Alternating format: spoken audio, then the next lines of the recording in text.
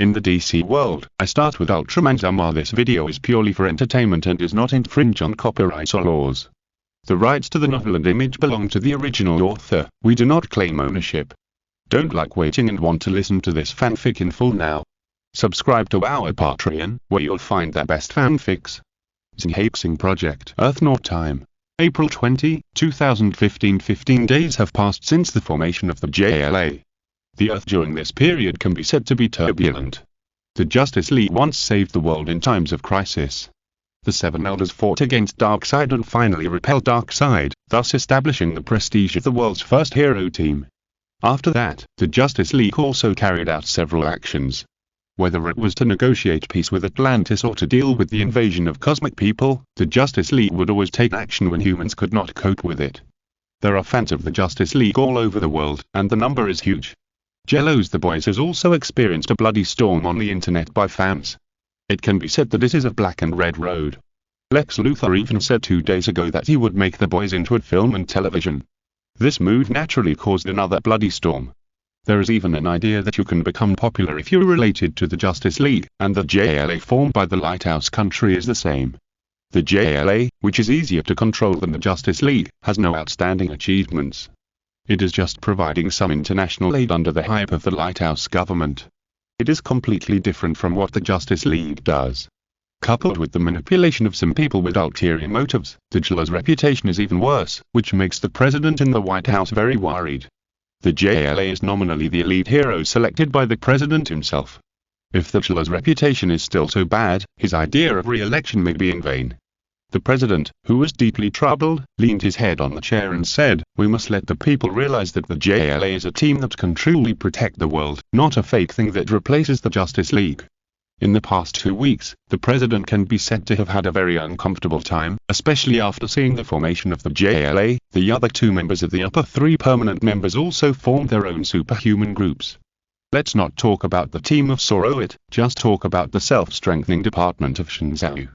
That lineup seems to have a chance of winning against the Justice League. Compared with the self-strengthening department, the JLA is like being trampled into the ground. This made the president want to prove JLA very much, and at this time, an agent came to the door of the president's office. The president looked outside the door and said, "Come in." "Yes, Mr. President." The agent in a black suit pushed the door open after receiving the response.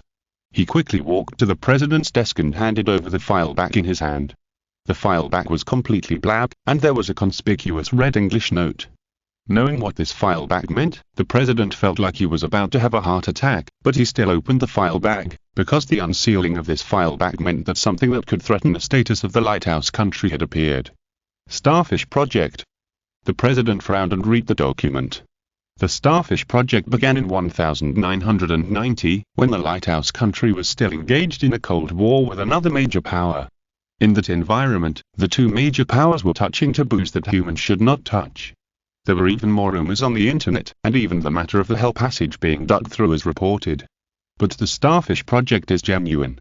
In a secret space program, astronauts from the Lighthouse Nation captured a cosmic starfish. This cosmic starfish was very strange and could control humans by splitting off its offspring. The Lighthouse Nation even lost all the astronauts in the program. In order to master this power that humans cannot, the Lighthouse Nation decided to secretly study this cosmic starfish. However, the research activities could not be carried out in the Lighthouse Nation, so the president at the time decided to throw the cosmic starfish to a South American island country called Cotamalta for research, as long as the fire would not burn him. But now there is a problem, that is, the regime that was once supported by the Lighthouse Nation was seized by a warlord who was at the forefront of the anti-Lighthouse Nation 30 minutes ago. The plan that was once highly expected by the Lighthouse Nation has now become a danger that affects the Lighthouse Nation. We have to make them shut up. Knowing that this matter could not be known to the outside world, the president began to plan how to kill this blind warlord, so the president first sent the agent away, then took out the dedicated phone and called Amanda Waller. "Waller, I want your suicide squad to be in place. The time has come for them. They can go at any time, Mr. President." Amanda Waller replied in a sonorous voice. Hearing this, Mr. President felt a little relieved. Let them do things cleanly and don't leave any opportunities for people to gossip. If they can't do it cleanly, I will make them clean. Amanda Waller said with a sullen face. That's good. I will let the JLA act openly to attract attention, and your Suicide Squad must also act. After Mr. President gave Amanda Waller his instructions, he hung up the phone and notified General Ryan. Ryan, I need the JLA to go to Kotimota and act as a heroic team. Understood, I will assemble that JLA as quickly as possible. At a military base, General Ryan received the order from the President, and then issued a gathering order to all JLA members, asking them to assemble in the shortest possible time and go to Kotimota to perform their mission. Captain Atom, Shazam, Hawkman, Dr. Light, and Stargirl responded one after another. Green Arrow in Star City took out a communicator, edited a message and sent it to a big black rat. As a mercenary, Katana quietly sheathed her long sword, then pressed her ear and whispered, "They are going to send me to Malta in South America. Should I change the content of the mission?" Hearing the voice, Katana was even ready to expose herself, but her superior had other ideas. "You stay put. The Assassin's League doesn't need you to do anything extra now. Just play house games with those guys in the JLA." An old voice entered Katana's ears. Katana nodded and then responded to the message summoning JLA members. An island country with little international influence will usher in the game of many forces in the near future. JLA, Suicide Squad, Assassin's League, Illuminati, of course, the Justice League and Titans will not be absent. In addition to the local forces of Earth-Naught, the villains of Earth-3 will not show weakness, because they found something very important in Kowtow Malta. In the mansion, the evil king opened his eyes and focused his gaze in the direction of Kowtow Malta. A light flashed in his eyes. Another unit core was found. I can even feel a strange aura. It may not work to send out only Gozan or Moba. The 5 Emperors squad must be dispatched this time. Malta, Earth-Naught Happy Harbor, the Titan base, which has upgraded its security measures and added more technological equipment, is full of people today. Superman A, -01 Batman A, -02 Ultraman B, -01 Nightwing B, -02 Troy B, -03 Flashboy B, -04 Raven B, -08. A dozen voices rang out in succession.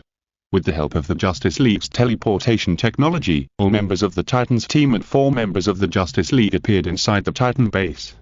Batman and Cyborg made a small distinction at the beginning of the identification code. The Justice League starts with A, while the Titans members start with B. If there are other teams in the future, they will continue to be pushed down. After all the Titans were present, Batman looked at all the Titans and said straight to the point. According to reliable information, a South American country called Kotimota hides some kind of alien creature that poses a powerful threat. The Alliance needs Titans to enter Kotimota to investigate. Oh. Spaceman. Are we going to fight Spaceman? Wally's eyes were shining with excitement.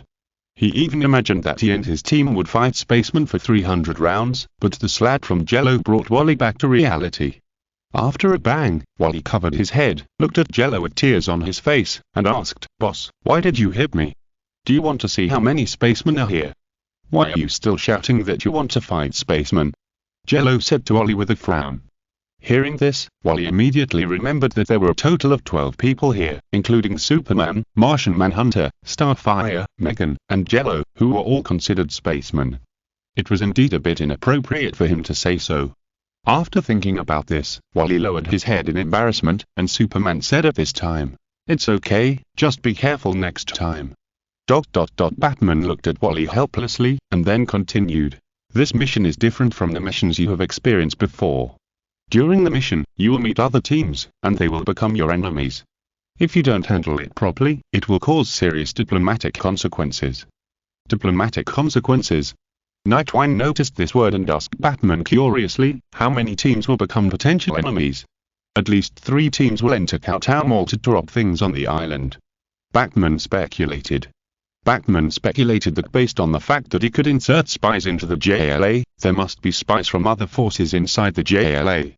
If other forces knew about Kowtow Malta without inserting spies into the JLA, then this pool of water would be too muddy. At least 3 teams.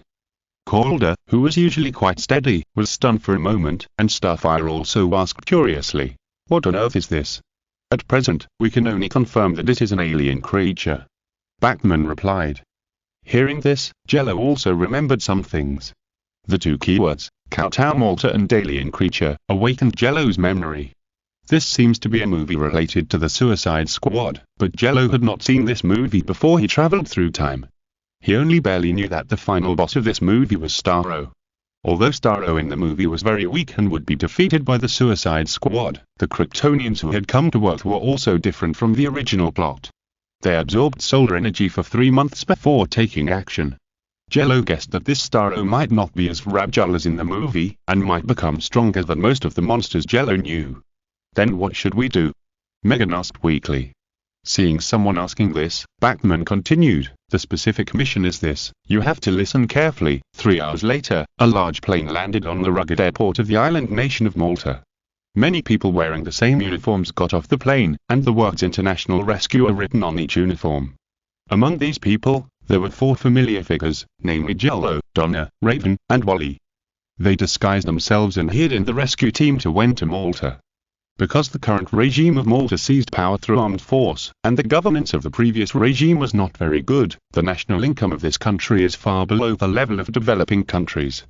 Most people can't even get enough to eat, and they have to face exploitation, which makes Malta very chaotic. In this case, the people can only expect some charitable international rescue teams to take turns to come to Malta and provide free rescue such as medical care and food. It just so happened that many international rescue teams were supported by the Wayne Group, so the 4 members of the Alpha team also sneaked in. The Beta team, like before, used biological fighters to sneak in.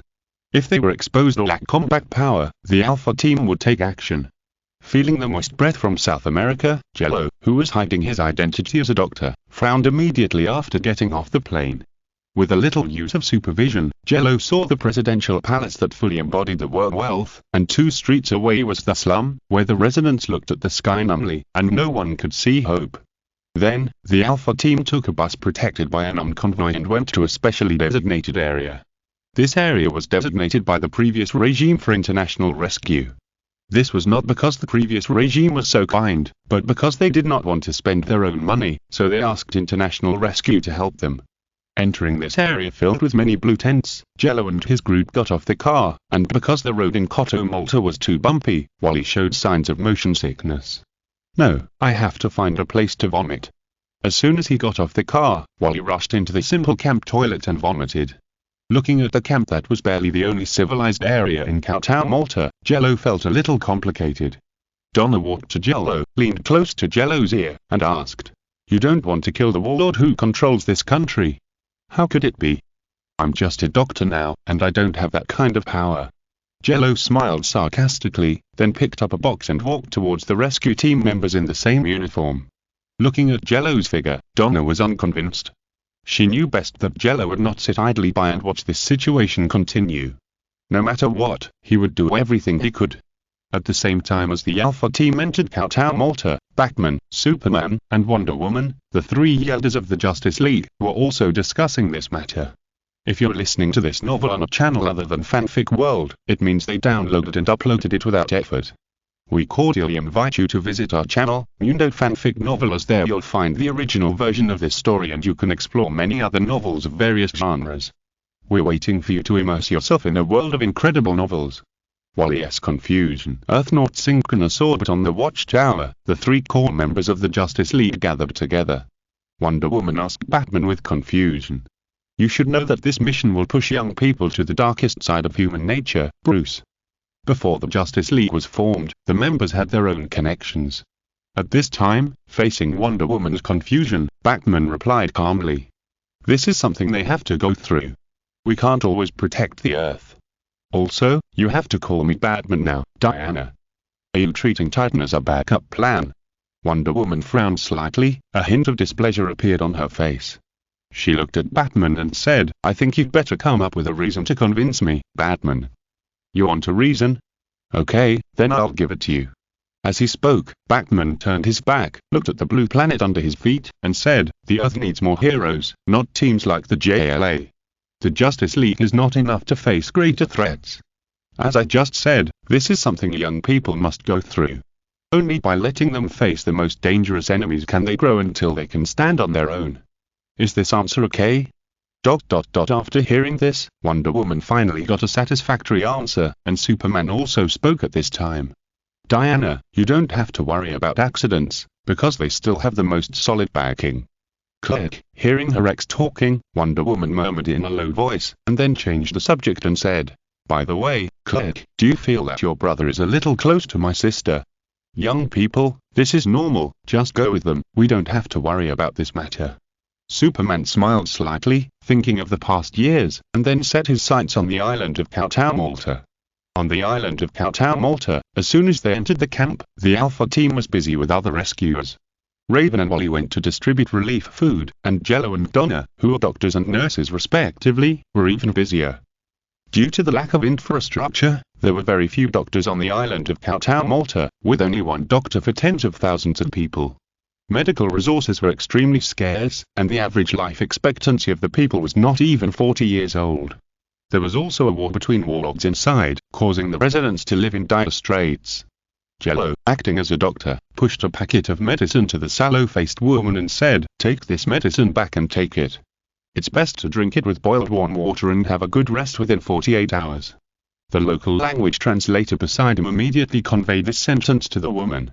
The woman who took the packet of medicine finally showed a hint of joy on her face. She left after saying a lot of local dialect that Jello couldn't understand at all. Most people on the island of Malta in Kowtow did not have the opportunity to get an education. Elementary school graduates are considered highly educated, middle school graduates are elites, and university graduates are like prophets here. In one day, Jello treated more than 10 patients, and the sky darkened at this time. The night fell on the Earth, and the 4 members of the Alpha team gathered in a tent. Wally, who had been a volunteer for almost a day, took the bread with jam and ate it voraciously. He looked exhausted. With the speed force, Wally eating it very quickly, and there was no one else here, so Wally had no intention of hiding it. Wiping his mouth, Wally remembered the scenes he had seen during the day, which were still lingering in his mind. Only 15 years old, the youngest member of the Titans, Wally said in confusion. "Why do you think this kind of thing still exists in the world? It's obviously the 21st century. This matter is very complicated, Wally." Glancing at Wally, Zero said calmly, "Boss, I don't understand what you are saying." Wally shook his head, his short red hair swaying like a flame. He pulled his face, without the smile he used to have, and said in a low mood, "I just want to know how to help these people.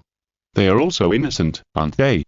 When I was distributing relief food earlier, I saw a girl younger than me leaning on a cane, and her eyes were blinded by stray bullets." The more he spoke, the more depressed he became, and in the end he even buried his head. This is somewhat simply, but as a member of the Flash family, Wally was even called the conscience of the Justice League in a certain timeline, so it is normal for him to say this. Wally is not Raven, who carries a dark fate, not Donna, who was born unnaturally, not Jello, who knows too much about fate. He is just a 15-year-old boy who was chosen by the Speed Force. "Wally, it will take a lot of time for this country to get on the right track. You and I don't have the energy now." Jello finished a bottle of mineral water and said to Wally, "For this country to get on the right track, it needs the foundation of industry, medical care, education, and commerce, and it also needs a change in the concept of the regime. You are still a middle school student. It's too early to say these things." Wally fell into thinking. After hearing this, Donna guessed Jello's attitude and silently crossed the warlords of this country in her heart, hoping that they would all die in an accident. "Then should we be like this now?" Raven suddenly said. She was much more accepting of such things.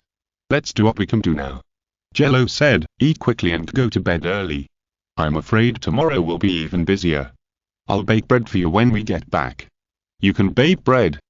Donna looked at Jello with some surprise and asked, "What else do you know that I don't know?" "There are many more." Jello smiled mysteriously. After having a not-so-delicious dinner, Wally and Raven went to rest. In Jello's tent, Donna knew that this guy would definitely not stay quietly, so she said, "Don't expose yourself, Jello." "What are you thinking about?" "I'm just going to the city to take a look." "It's okay." Jello, whose thoughts were seen through by Donna, smiled slightly, then got up and left the tent, avoiding the sight of others, and finally left the camp and went to the nearest city, Kowtow, the capital of Malta. In this poor country, only the capital can be barely called a city, but even so, compared with cities in other countries, the capital looks very shabby. The presidential palace is brightly lit, but civilians are reluctant to light oil lamps. They only spend a little extravagantly on births, weddings, and funerals. And now, Jello is walking in the dark of this country to search for evidence. He will not listen to Batman and just catch a starfish and run away. He also wants to leave some seeds for this country. Chapter Earth Not Cotamorta. Late at night, Jello walked alone in the capital of this country. With the help of his psychic ability, he could even stand boldly in front of the enemy without being discovered. Walking in the street, Jello came to the door of the so-called presidential palace of this country. Although it is called the presidential palace, it also integrates the functions of the residence of the supreme ruler, prison, arsenal, etc. Jello used his supervision to see a lot of munitions in the basement. There were also many old tanks parked on the surrounding streets. It seemed that the warlord who was in the coup also knew what could keep his head. But unfortunately, these things were just a pile of scrap metal in Jello's eyes. He entered the interior of the presidential palace and the prison through telepathy. Even though it was late at night, there were still many screams in the prison, and the soldiers under the warlord were still torturing many captives. These soldiers were cruel, with white phosphorus applied to the skin, excrement tubes inserted into the throat, sleep deprivation. It seems that although this warlord was in an anti-lighthouse country position, he had learned the methods of the lighthouse country CIA to a great extent. Listening to the screams of many captives, Jello frowned slightly, expanded his telekinesis range, and snapped his fingers, causing the soldiers who were committing violence to stop. The Ultraman family can be said to have reached the pinnacle in terms of superpowers. The telepathic range of powerful Ultra Warriors is measured in light years, but most Ultramen have extremely high moral standards and will not use brainwashing, hypnosis, mind control and other abilities.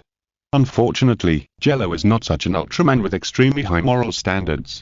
Using brainwashing, hypnosis, mind control and other abilities is commonplace for Jello. Now, Jello used his own power to force the soldiers to freeze, as if they were petrified. Many captives were not affected, and some of the captives who were still conscious were a little confused. They looked at the soldiers who stopped their actions, and they were grateful but also a little confused. After letting the captives suffer less physical pain, Jello found one of the soldiers who looked a bit senior, and directly learned the identities of these captives with a clean and neat memory reading. According to what the soldier knew, these captives did not belong to the previous regime, but to the third regime. Compared with the previous regime and the current warlord regime, the concept of this third regime can be said to be very kind, and the leader is also very close to the people. He wants to make Malta rich and strong. But the only problem is that this third regime lacks military force, so when the hypocritical pieces torn apart, they are purged. Just save them. Maybe it was a bit emotional. Jello felt that it was reasonable to help these people. Emotionally, Jello is kind and can't stand such things. Reasonably, if he can make a group of people grateful to him, maybe he can turn himself into shining Trigger at a critical moment. In short, Jello will not sit idly by. First, untie these captives, and when they are confused, Jello pulls them into a mental network. Don't be afraid, I'm here to save you. Those who can walk, take those who can't move, and I'll take you away from this place. Since they use mental communication, it doesn't matter even if they don't speak the same language. When Jello gave them hope, some of them even burst into tears. As for not trusting Jello. Anyway, things couldn't get any worse. Even if they were deceived, would things get worse than they are now? With Jello's help, these people left the presidential palace, which was like hell to them, and slowly left the capital. While using telepathy to open the back door to help the captives escape, Jello also came to the arsenal and took away all the weapons that the warlords relied on to seize power. In the process, Jello also gave everyone a mental hint that they would not notice anything unusual within a few months, but judging from the current situation, Malta would be in chaos within 3 days. At the time, when the warlord and his soldiers came to the arsenal, there would be endless surprises waiting for them. Who are you? After Jello gave hints to all the warlords and regime personnel, a strange man with nails stuck in his head appeared in front of Jello. Seeing this, Jello threw a mental control at him, but it didn't work. Is this person also a psychic? The solar system of the DC universe is rich in psychics. Martians and Earth humans with superpowers are all races that are good at psychic powers, so psychics are not uncommon on Earth. It's just a matter of strength. The guy in front of Jello, whose name he didn't know, had some psychic powers, but he had the same shortcoming as most psychics, his body was too fragile. When he found that his psychic powers didn't work on him, Jello stepped forward and knocked him out with a punch. When a psychic faints, his abilities will be greatly weakened. Taking advantage of the opportunity of the other party's coma, Jello immediately read the other party's memory. The more he read the memory, the gloomier Jello's face became. He focused his eyes on this guy who was still a handsome old man after pulling out the nails on his head, and his murderous intent gradually rose. This beast is called Gase Greaves, Cody named the thinker. He has lived for a long time. He once worked for the Lighthouse country. During World War II, he conducted many human experiments, including experiments on miners. No, not only miners, but also pregnant women. He used poison gas to kill several of them. To this day, the thinker has worked for the Lighthouse country, participated in the research of Starro, knew where Starro was, and fed Starro with human lives. After the warlord seized power, he began to work for the warlord again. Facing this guy who touched the bottom line, Jello had only one attitude: kill. Squeak. With a very slight sound, Jello used telekinesis to kill the thinker in front of him, and used the power of the silent bracelet to annihilate the soul of this guy, and then Jello stuffed a small machine into the thinker's head. This small machine can read human memory, form a set of behavior logic, and then control humans, which is equivalent to treating the corpse as a robot, and this machine is the control chip. A few minutes later, the machine with a set of behavior logic controlled the corpse to stand up, and the tone of speech was almost the same as when it was alive. This technology is against the harmony of nature, and Jello would not use it normally, but he would not mind too much. It should be used when it should be used. Sometimes more cruel means must be used to deal with villains. Watching the resurrected thinker gradually go away, Jello left the capital of Cowtown, Malta, and found the captives he had rescued. Chapter Jello. Earth North Cotta, Malta. Outside the capital, in the secret base of the third regime that has not been exposed, their leader is counting the number of people. After confirming that several people have already died in the prison of the presidential palace, he sighed. After experiencing a period of hell, he seemed to have aged a lot. Like-minded friends came to persuade him, but he just wanted to be alone. Just when he was doubting whether what he did was right, Jello's voice appeared in his mind. Are you doubting yourself? If it weren't for me, how could so many friends die? Even with the help of others, I escaped. I am not qualified to lead this country out of trouble. The leader of the third regime was very upset. He kept rubbing his hair. He wanted to cry, but he couldn't. He was just an ordinary human with some ambitions. He had no money or superpowers, only friends found by passion. And now, because of his ambition, many of his partners died at the muzzle of a gun. But if you give up, it means that no one in this country will resist the warlord anymore, right? But we don't have the power, the leader replied. You'll have the power. Before that, you just need to give me an answer. Will you give everything to save this country? Yes. I will keep going for this goal.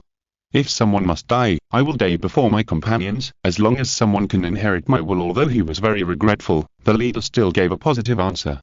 Through telepathy, Jello could feel that his emotions were very sincere.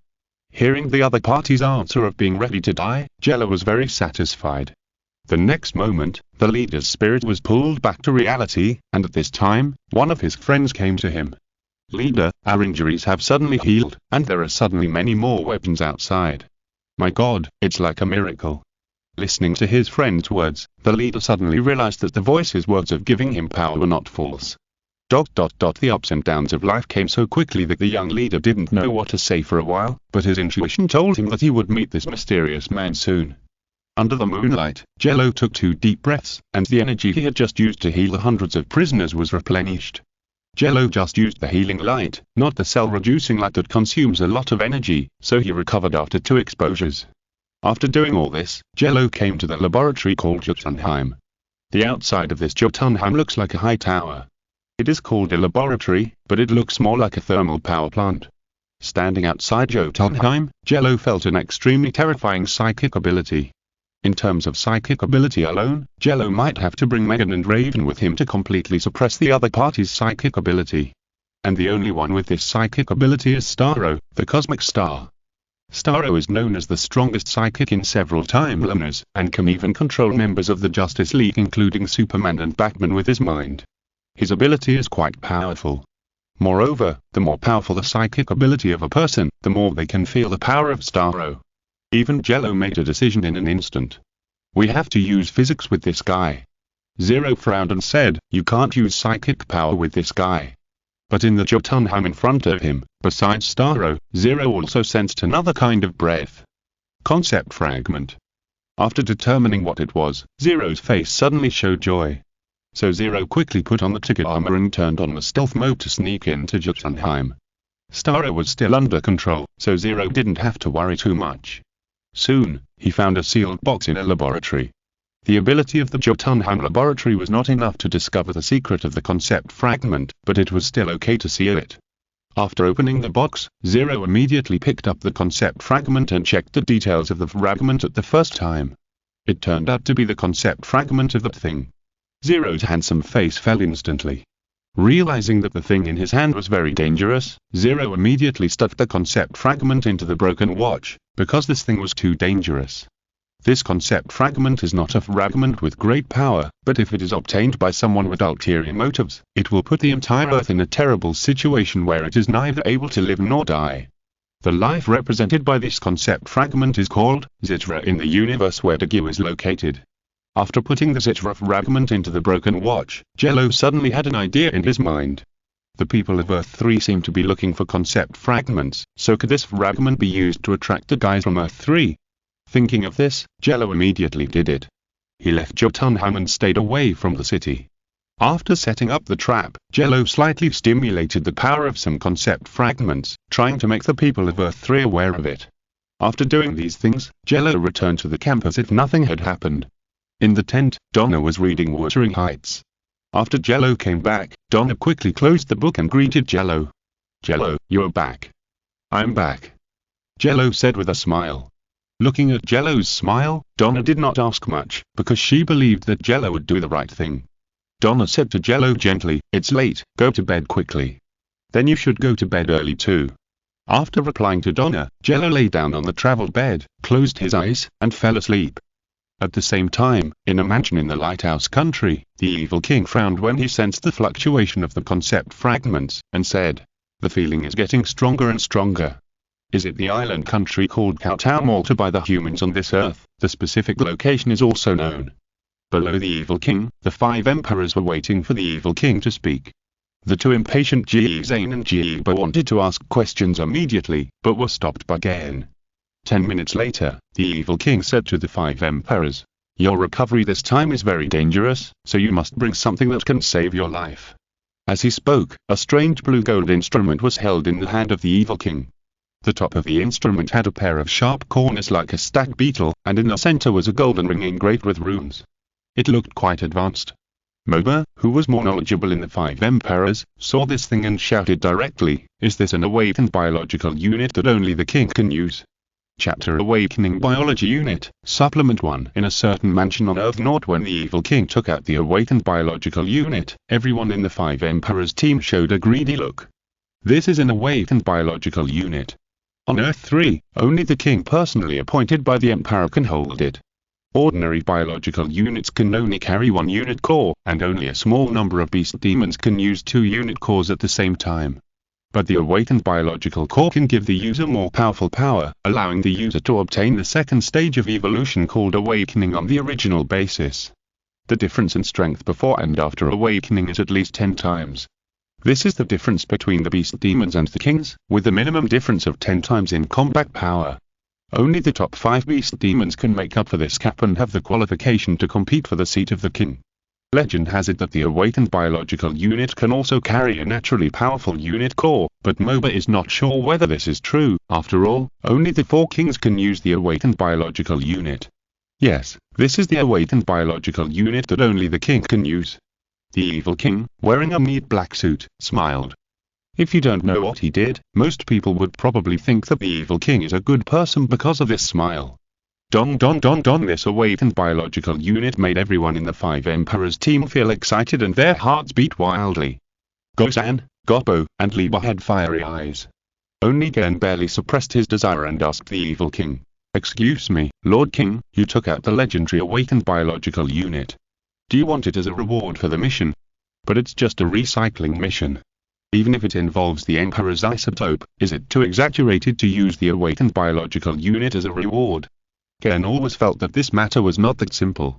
The 5 of them together only occupied 1 beast demon general quota, and they were not ranked in the top 5 among the 12 beast demon generals. If they took something that the top 5 beast demon generals were extremely jealous of just because of a recycling mission, would it be too exaggerated? Moreover, there are 5 of them, how can they share an awakened biological unit equally? This feeling is too strange. This is not a reward, but a mission necessity. The evil gentleman king smiled. He used his superpowers to suspend the awakened biological unit in the air, put his hands behind his back, looked at the 5 Emperors squad in front of him, and exclaimed, "You have to find a way to let the Emperor's isotope come into contact with this awakened biological unit in the next mission." What? Hearing the evil gentleman king's aiding the enemy, the 5 Emperors squad were all shocked. The Emperor's isotope is already so powerful. Why did the evil gentleman king send the awakened biological unit to the other party? Isn't that aiding the enemy? Evil gentleman, you'd better explain all this to me. At this time, a fierce voice appeared, and the surging momentum and anger attacked the evil gentleman king. Standing in the stormy rage, the evil king remained calm and just called out softly, "Latron, Bargone." The next moment, a red destructive beam attacked the evil king, but was blocked by 2 figures, one silver and one white. The silver figure even questioned the attacker. "Gutlan, you dare to attack the king, do you want to rebel?" Gutlan, with bronze skin, covered his hands with 2 bronze giant pincers. His eyes were bloodshot, and he said to the silver figure with murderous intent, "Get out of here, Bargone, I want to get an answer from this evil guy." "Then you are not allowed to do this." Latron, who was beside Bargone, said coldly. A circle of red magic circle formed in Latron's hands, and Bargone's muscles bulged all over his body, and 2 horns grew on his head. Looking at the 2 people who were ready for battle, Gutland snorted coldly, "Huh. You want to compete again? If you want to compete, count me in." Suddenly, a loud shout came from above everyone, and a demon-like figure fell. This demon-like figure had a vertical crystal on its head, a terrifying face that was half smiling and half angry, and looked very creepy. There was a red glowing object on its chest, its body was covered with armor, there were wrist blades on its arms, and its muscles were very strong. There was also a pair of huge wings behind him, and a double-headed trident in his left hand. Shianzi.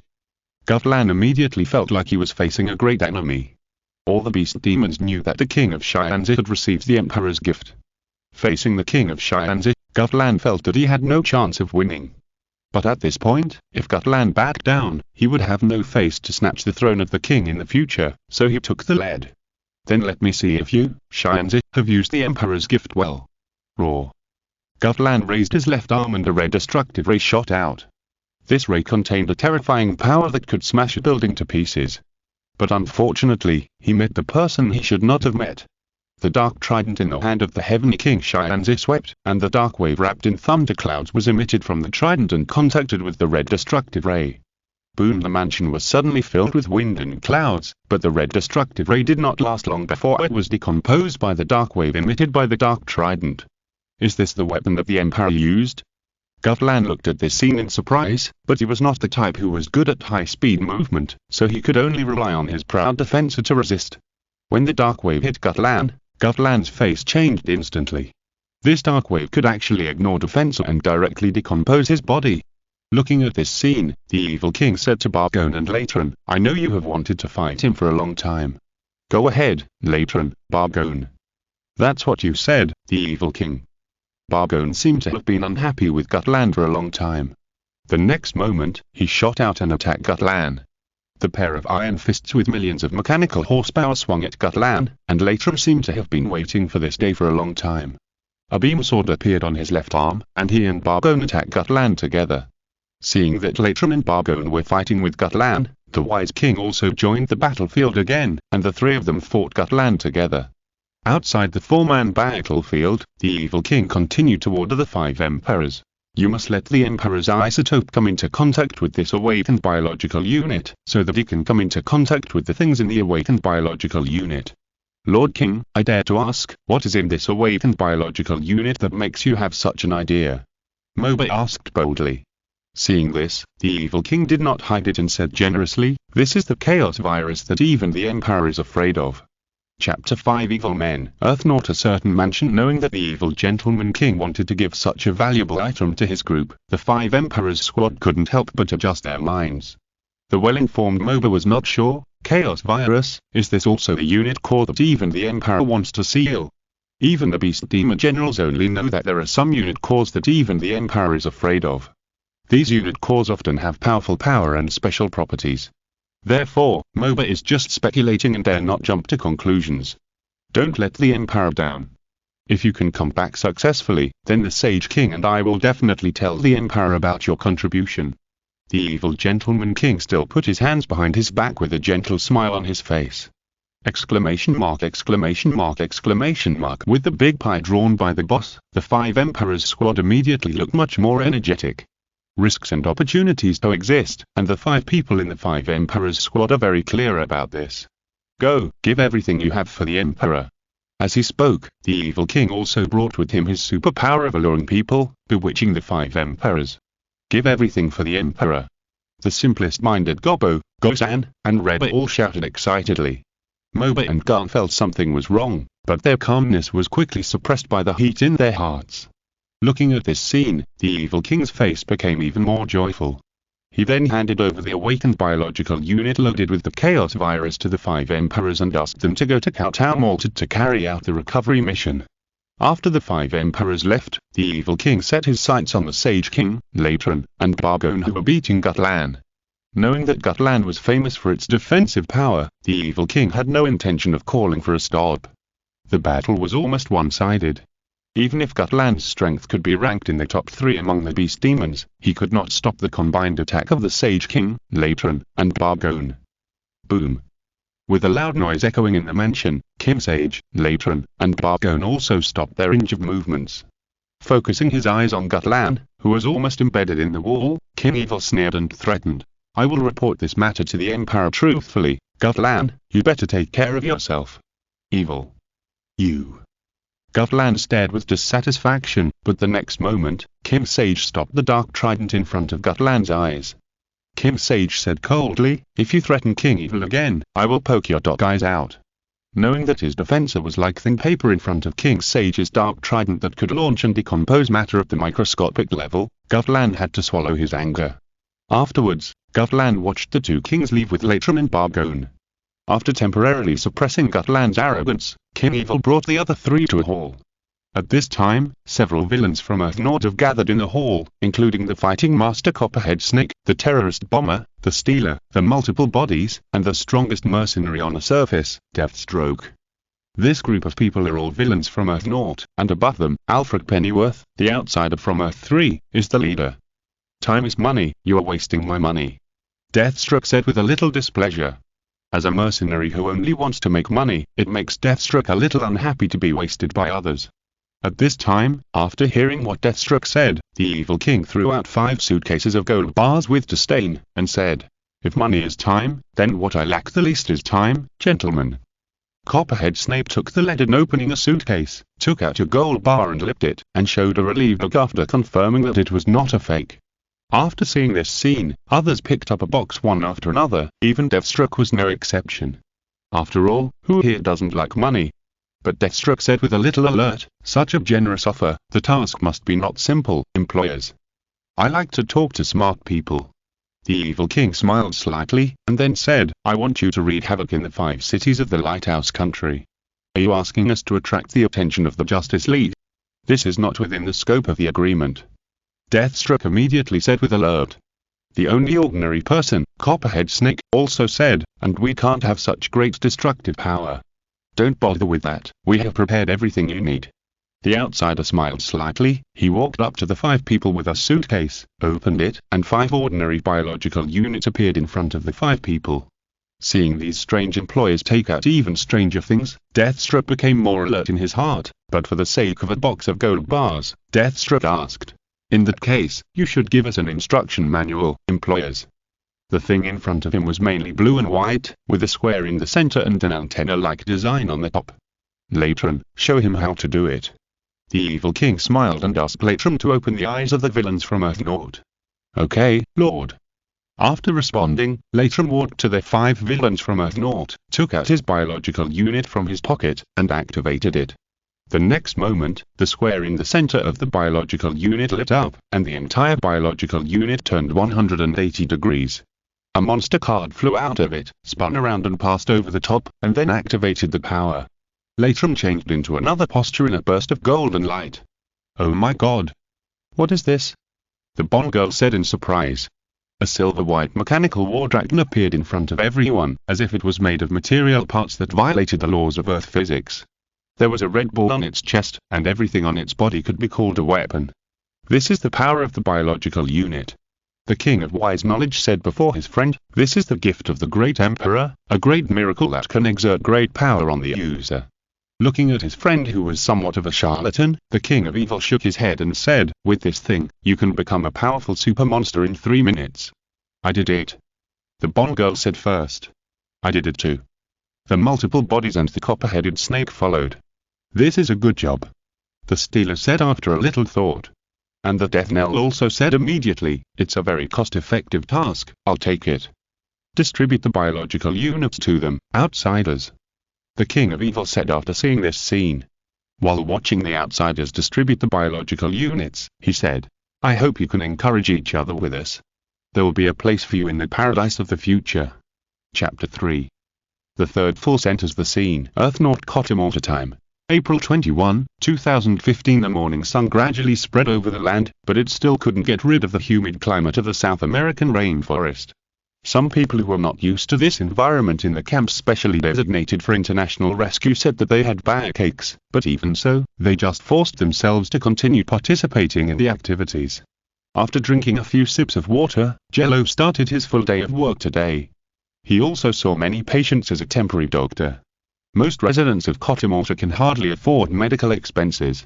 On weekdays, they can only look forward to the help of international rescue. Some people even walked for dozens of us to the camp to see a doctor, and even spent the night in the rainforest. The more Jello saw, the more determined he became.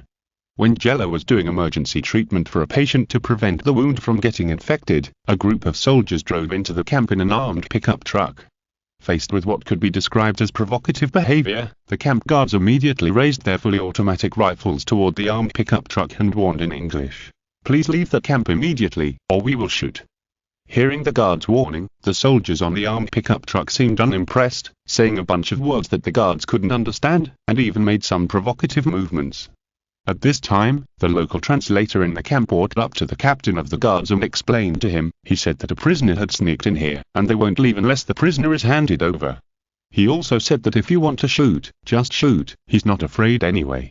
The local translator had already beautified the words, but the original sentence was full of local swear words. The captain of the escort was not an idiot. He had been in this place for some time and could understand some of the words. So he said to the local translator with a gloomy face, "Tell him that this is an international rescue camp. There are no prisoners," as he said, "only refugees." Then, the local translator passed the message to the small leader. The small leader's face did not change. With a wave of his hand, several men quickly jumped out of the car and looked for the people they wanted to catch in the crowd. The camp suddenly became noisy, and a large number of refugees panicked. They all knew too well the horror of the current warlord regime. A few seconds later, a bald-tattooed soldier found a petite figure in the crowd and greeted others with curses. Seeing this, the guards immediately raised their guns and confronted the warlord soldiers. The atmosphere in the camp suddenly became tense. At this time, Wally walked in front of the petite figure and became a human wall. "You can't hurt him as long as I'm here." Seeing that a little kid wanted to play a hero, the little leader cursed even more fiercely. Fortunately, there was a language barrier, so Wally didn't know what he was cursing. But Jello, who was far away, could understand. With his terrifying learning speed, he had already learned most of the kowtow Maltese when he invaded the presidential palace last night, so he naturally understood that this was an insult. "What a reckless boy." Jello said derogatory words, but he admired Wally's courage in his heart. Hiding in the crowd, Jello quietly turned his watch twice. The next second, a voice immediately sounded from the armed pickup truck of the warlord soldiers. The driver who stayed in the car answered the call immediately, and then his face became more and more ugly. After hanging up the phone, he spoke some local dialect to the other people. After hearing those words, several people had to leave the camp. The storm was resolved, and the guards and rescuers returned to their respective positions to help the refugees. In the crowd, Jello glanced at Wally and told Wally telepathically to bring the child to him later. Time passed quickly. It was lunchtime. Zero returned to the tent. Wally also came to Zero's tent with a skinny little girl wearing rags. Looking at Wally, who was a little embarrassed, Zero said, "Wally, I don't object to your behavior just now, but can you calm down? If I hadn't cut off their communication and forged their superior's order, how dangerous it would have been just now, do you know?" In front of outsiders, Zero certainly couldn't mention the Speed Force or related superpowers, so he could only ask Wally to think calmly. Sorry. Wally bowed decisively to apologize. Next time you encounter such a thing, think calmly. You did a little bit of work today. Keep up the good work in the future. Zero reminded Wally. Wally is currently the youngest member of the Titans and the most impulsive one. After reminding Wally, Jello turned his attention to the little girl and asked, "Can you tell me why they chased you?" "Because my father is a doctor, he said something they thought was bad, so they killed my father." The little girl answered in very poor English, and it took almost 3 minutes to finish one sentence. She was stumbling throughout the whole process, and it seemed that she was heard. With the help of telepathy, Jello was sure that the little girl was not lying, and he had to think that the little girl's family was persecuted by the warlord. Looking at the little girl in front of him, Jello was more certain that what he did last night was not wrong. The warlord whose arms were stolen by Jello no longer had the ability to dominate. That guy was now a tiger with its teeth pulled out and no longer threatening. Once the water was starved, the truth that this guy had no military power would be exposed, and it was unknown how miserable he would die. Without the little girl saying much, Wally could guess a rough idea by himself, and he felt more and more distressed for this little girl who was no more than 8 years old. You know, when he was 8 years old, he was still crying and didn't want to go to class, but this child had already lost his parents. Wally looked at Jello with a look of desire in his eyes. Seeing this, Jello said to Wally in telepathy, "Everything is arranged, Wally, just watch the show slowly, boss. Why are you so mysterious as if you can predict the future? It's just not accurate. Okay, take this child down to rest, and give her my bread and water. Anyway, I don't need food. Okay, boss." After replying to Jello in telepathy for the last time, Wally took the little girl out of the tent. After that, Jello once again devoted himself to medical work. Today he greatly extended the consultation time. Other medical staff said that he was too serious. Time soon came to late at night. Jello left the camp and activated his supervision to capture the trace of a transport plane still in the open sea. The transport plane soon arrived at the offshore waters of Kowtow, Malta. Then, several figures jumped off the plane and swam into Kowtow, Malta in the dark. It looks like a third party has joined the game. Then, Jello went to Titan's internal private mental network and said to everyone in the beta team, "Everyone in the beta team, someone is about to get involved. We need to speed up our actions. I won't update today. I'll adjust the time." Chapter Confusion. Earth North Malta. Under the cover of night, the Suicide Squad, composed of Harley Quinn, Deadshot, Captain Boomerang, Bloodsport, Peacemaker, and King Shark, sneaked into Malta.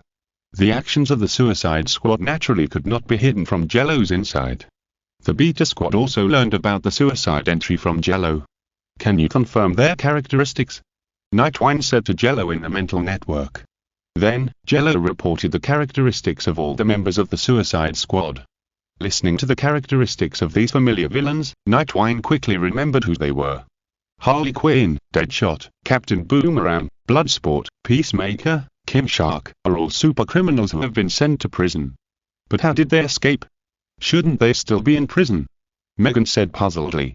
She has been on Earth for a short time and doesn't understand the dirty operations on Earth. Hearing this, Jello replied in the mental network, "Anyway, it won't be a good thing.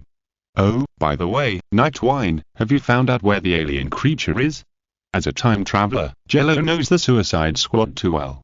The Sky Eye will use commutation of sentence and nanobombs as a basis to make these super criminals their power and do some dirty things. They must come here to eliminate the body and the experimental data of these years, so that the Lighthouse country will not be gossiped about. I found it. It's in a laboratory called Jotunheim. We can sneak in now. Nightwing, who had been investigating in the dark for a while, replied. He originally planned to sneak into the Jotunheim laboratory tomorrow, but now it seems that he may have to act immediately, otherwise he will fall behind others. Then you have to be careful. It's okay to act in a few hours. Jello reminded. I think the alien creature must be not simple. Get the key information and leave. Fighting is still our Alpha team. The division of functions between the Alpha team and the Beta team of Titan is very simple. The main task of the Alpha team is generally to attack head-on, while the Beta team is to investigate in secret. I understand, and the security of the Jotunheim laboratory is still very strict. We have to wait for a while. Nightwing replied. Then you look for opportunities, and I will continue to monitor the criminal team. Jello continued to focus on the Suicide Squad. A few hours later, there was a sudden distortion in the rainforest somewhere in Kowtown, Malta, and a wormhole like a vortex appeared out of nowhere. 6 figures walked out of it. The leading figure was wearing a black cloak, with scarlet eyes, and there were several diamond-like objects on his chest. The body color was mainly dark gold. Is this the wormhole that those scientists love to talk about? It's really a very useful ability. After an exclamation, his appearance was shining with a golden light, and everything on his body was collected into the biological unit, revealing the black and yellow Promethean metal armor. This person was the Deathstroke. Seeing Deathbell taking a beast general level biological unit for no reason, Gozan was a little unhappy and said, "What an annoying guy." "Gozan, forget it, he is also our companion now," Moba advised, and Gen also persuaded Godbo to avoid a conflict here. Godbo and Gozan, who were persuaded by their teammates, were still a little unhappy, but Deathbell said, "If I am not good, please forgive me." It was surprisingly polite, not like someone like Deathbell would say it, but who let the outsider and the evil king give too much. A casual reward is a box of gold bars. With such an employer, Deathbell is of course willing to give more respect to the 5 Emperors team. It's better to be sensible. Gozan said very ignorantly, and then walked away with his head raised. Deathbell spread his hands helplessly, thinking that the money given was a lot. He enjoyed it. It was a seemingly peaceful night, but the forces for Starro or other things were acting in secret. This tacit behavior allowed Kowtown to maintain peace for a night. At 10 o'clock the next morning, an explosion sounded outside the Jotunheim laboratory, which was even built inside the capital. Many people heard the loud noise. Boom.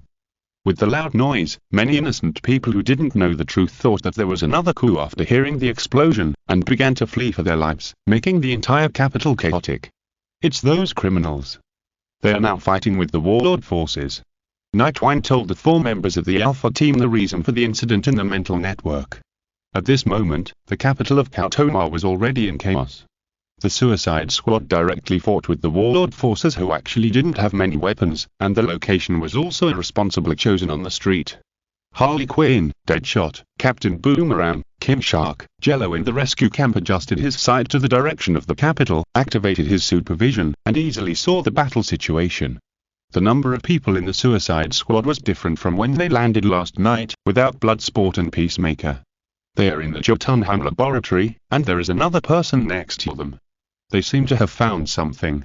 Wait, that is, with the help of mental scanning, Megan found the figures of Bloodsport and Peacemaker, as well as the Thinker who was actually a corpse.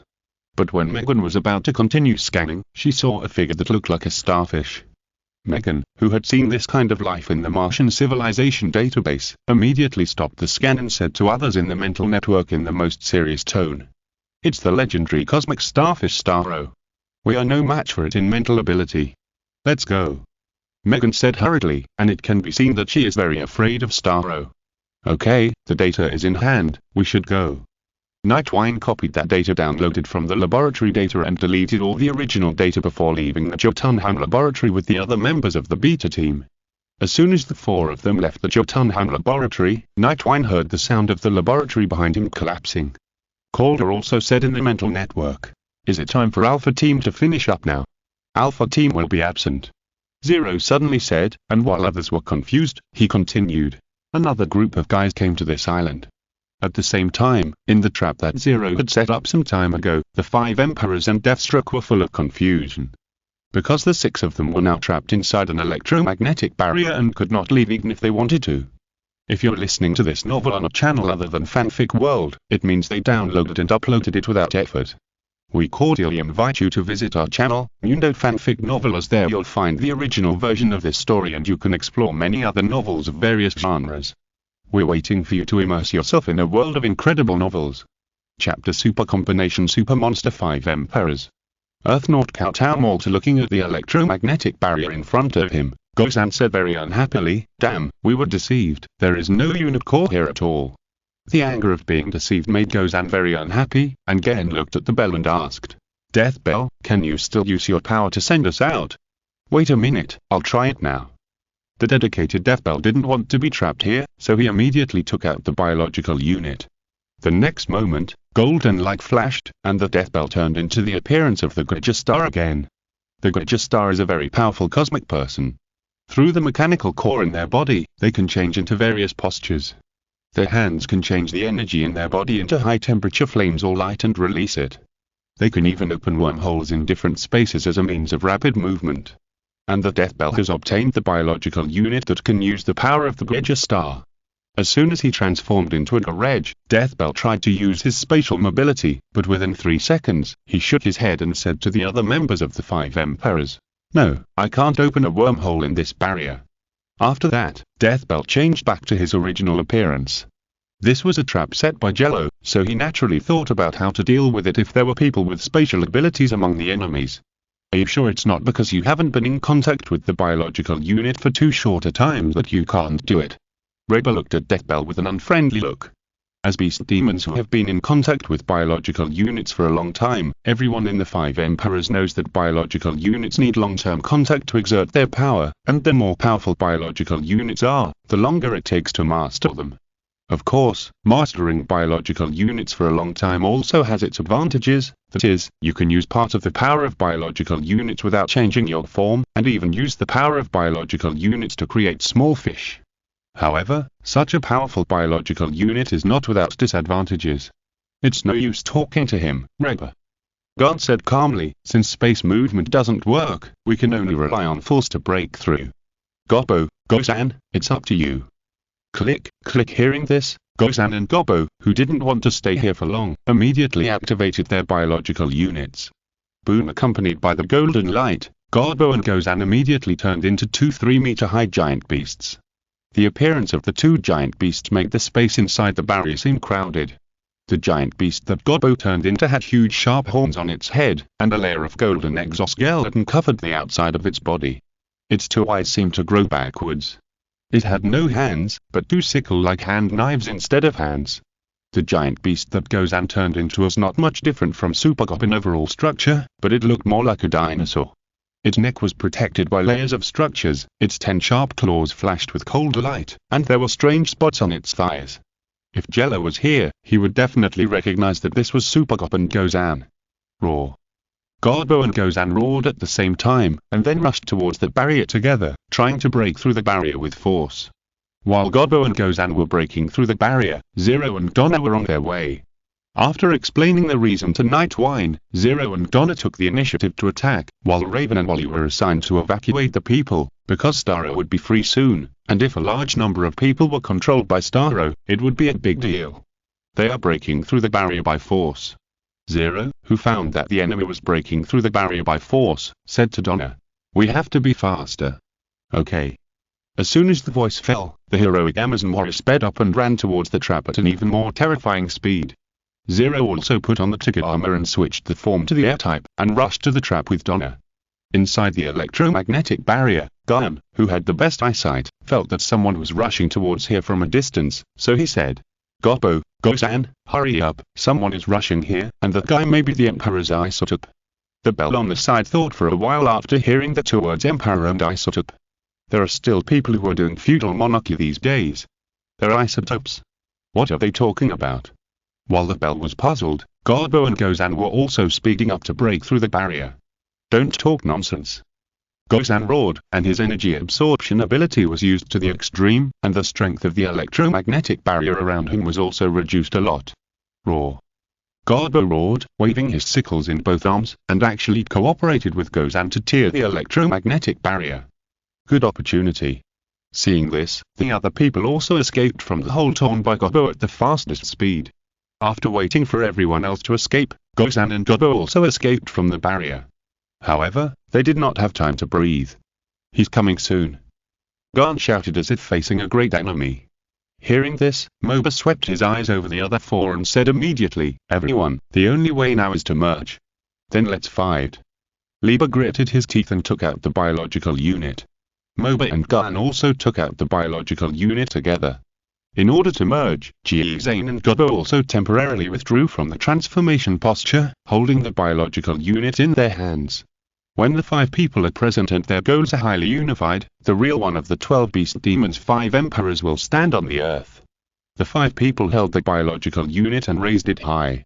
The next moment, the golden light enveloped the 5 people, and the bell was the best audience, recording everything. Jello, who was rushing towards this side, noticed something unusual, and when he and Donna arrived, a 5-meter-tall monster was standing in the woods, and the golden light on its body had not yet dissipated. The monster's body was mainly red and gold exoskeleton, its eyes were blue, it had wings on its back, and 5 blue crystals on its spine. Its left arm was a huge eye, its right arm was a huge pincer, its abdomen had the ability to fire light bullets, and its lower body was thick thighs. Roar. After noticing Zero's arrival, the monster immediately roared, and Zero recognized him. 5 Emperors. It seems I have caught a big fish. The 5 Emperors are also elite among the monsters Zero knows, and are monsters that can force Ultra Warriors into desperate situations. Although the holder of the concept fragment is not completely equal to the monster itself, the 5 Emperors are still very powerful. Donna, help me pay attention to the surroundings. Zero said to Donna while controlling the ticket armor to switch forms. This time, I finally have something that can let me test my current strength. The next moment, the ticket armor turned into a powerful type with a red body, and the gloves on his arms called Jello Bombard were also ready to go. Today I recommend a Pokemon story written by a friend. It follows the animation route and starts with a journey. The early goal is to make Gogo unable to lift his head. If you want to read about Gogo, you can give it a try. I hope I don't become a poisonous fan. Zinjiri Donna vs 5 Emperors. Deathstroke, Earthnaut kowtowed all to the 5 Emperors, who looked like mythical beasts, appeared in the rainforest and roared to the sky. Roar. The roar scared away countless birds. All animals could sense that a creature far more terrifying than them had appeared, so they all fled into the distance. Not a bad opponent. Jello's eyes focused, and he rushed towards the 5 Emperors at the fastest speed. The 5 Emperors have a wide variety of energy attack skills, a strong physique, can fly, and have the ability to absorb energy. They are very comprehensive monsters. Before destroying the left arm IQ, it is very unwise to use light skills against the 5 Emperors. Roar. Seeing Jello attacking, the 5 Emperors roared, then gathered strength and fired hundreds of golden shotgun-like balls from the organs in his abdomen towards Jello. The number of golden light balls in the sky even exceeded a round of salvos from the artillery positions, and the power was even greater than the missiles of the human army. Boom boom, a large part of the light ball brushed past Jello and landed in this historic rainforest. The next moment, a sky full of fire appeared behind Jello. In just a moment, it caused damage to several acres of land. After dodging this round of attacks, Jello had already arrived in front of the 5 Emperors. The Jello Bombard in his left hand glowed red, and he charged and punched. A meteor blast fist was thrown by Jello. In 1 second, 88 red fist shadows attacked the 5 Emperors like a meteor shower. Seeing this, the 5 Emperors wanted to absorb it with their IQ left arm. The left arm, which was like a big eyeball, generated a strong suction force and immediately absorbed all the meteor blast fists. After absorbing all the meteor blast fists, the 5 Emperors wanted to return into Jello in double, but Jello took advantage of this cap to condense an ultra-piercing blade on his right arm, and when the 5 Emperors were about to counterattack with the power of IQ, he slashed at IQ's left arm. If this knife hits, the left arm of the eye will be damaged if not destroyed, and the 5 Emperors will not sit idly by. Roar. The 5 Emperors roared and raised the right arm of the Thunderbolt to block. Dang! The sound of metal colliding echoed above the entire rainforest. After barely blocking it with the right arm of the Thunderbolt, the 5 Emperors wanted to use the left arm of the eye to attack Zero. But Zero, who had long known the abilities of the 5 Emperors, would not sit still and wait for death. With a high degree of concentration, the tiger-like body appeared beside Zero, with his hands crossed in an X shape, protecting Zero like a shield. What? Seeing the tiger-like body appear, the 5 Emperors were very confused and wondered what kind of ability this was. But he could no longer control the power of the eye, and a purple enhanced light blasted towards the tiger-like body. Ah! While the tiger-like body blocked the attack, Zero let out a war cry from his throat, concentrated all his strength on the ultra-piercing blade on his right arm, and then pressed down hard, leaving a very terrifying scar on the right arm made of Thunderbolt. The intense pain made it difficult for the 5 Emperors to control their strength. Their left arms swung around uncontrollably, and purple destructive rays shot towards the sky, killing many birds. Taking advantage of the time when the 5 Emperors temporarily lost control, Zero and Tigger's light body attacked at the same time, and the Comet Blast Fist and Ultra Light Fist were both sent towards the 5 Emperors. Two equally powerful tricks hit the five emperors at the same time, causing the huge five emperors to retreat hundreds of meters before they recovered. I can't fight hard. The enemy is the emperor's isomorph. Only by dealing with it slowly can I have a chance to survive, the five emperors thought secretly in their hearts. After the fusion, the consciousness of the five emperors team merged together to form a new consciousness, five emperors, so there is no need to worry about too many consciousnesses and insufficient control over the body. Realizing this, the five emperors did not want to fight hard, so they spread their wings behind them, dragged their heavy bodies, and flew towards the sky. Let's chase, Senior Tiger. Seeing that the five emperors were about to run, Jello immediately switched his armor form to a blue and purple aerial form, and chased after them with Tigger's light body. In the rainforest before, Donna also found the Death Bell, who had been avoiding the aftermath of the battle. With a clang, the god-killing sword was unsheathed, and the tip of the sword pointed at the Death Bell. Looking at the mysterious man who appeared with the five emperors, Donna asked in a very unfriendly tone, "Sir, I think you'd better explain to me why you're here." "Work, little girl, you talk too much." Death Bell replied calmly, and then pulled out a tactical sword from his back. This sword is made of Promethean metal. Judging from its hardness and toughness, it is also a very sophisticated weapon, and it can be mass-produced. No matter how many swords are broken, Death Bell will not feel bad. Hearing this, Donna immediately realized that Death Bell and the five emperors were on the same side, so she raised her sword without hesitation and stabbed. As a man-made weapon, Donna has physiological abilities far beyond those of humans. Even if her opponent is Deathstroke, who has been transformed by Mirakuru, her speed is far beyond Deathstroke's imagination.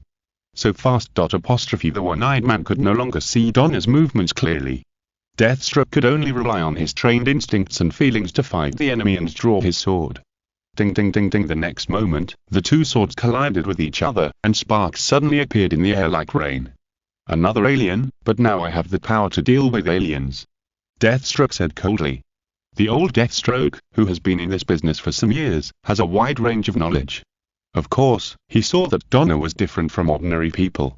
When the last syllable of Deathstroke fell, Donna's top-down slash happened to fall. Deathstroke seized the opportunity, jumped back to avoid it, and activated the biological unit in midair, turning into a Gauger alien. After landing lightly on the ground, Deathstroke stretched his muscles and bones, and his bones all over his body made a violent click-click sound. The feeling of using supernatural power is really fascinating. Thinking of this, Deathstroke took a fighting stance and said to Donna, "Now we are equal, little girl." "No, we have never been equal in this regard." Donna smiled confidently, then took out the transformation device, and put on the control armor while communicating with Jello in the mental network. After putting on the control armor, Donna also released a part of Camila and Carmilla's power. At this time, from Deathstroke's angle, Donna was still wrapped in thick black smoke, looking more like a villain than him. "Impolite young man." Deathstroke's tone sounded helpless, but his hands moved very quickly, attacking Donna at a very fast speed. Mutual. Seeing Deathstroke attacking her, Donna also held the god-killing sword in her right hand, and condensed a whip of light in her left hand, attacking Deathstroke like a Valkyrie. At the same time as this battle took place, an extremely terrifying starfish monster also appeared in the capital of Kotamalta. You want to see how starfish hunt? Earth knocked Kotamalta not long ago, due to the collapse of a thermal power plant which was actually a secret laboratory. The residents of the capital fled in all directions, and the environment in the city suddenly became very chaotic. In this environment, the Beta team and Wally and Raven, who were sent by Zero to support, were trying their best to evacuate the people.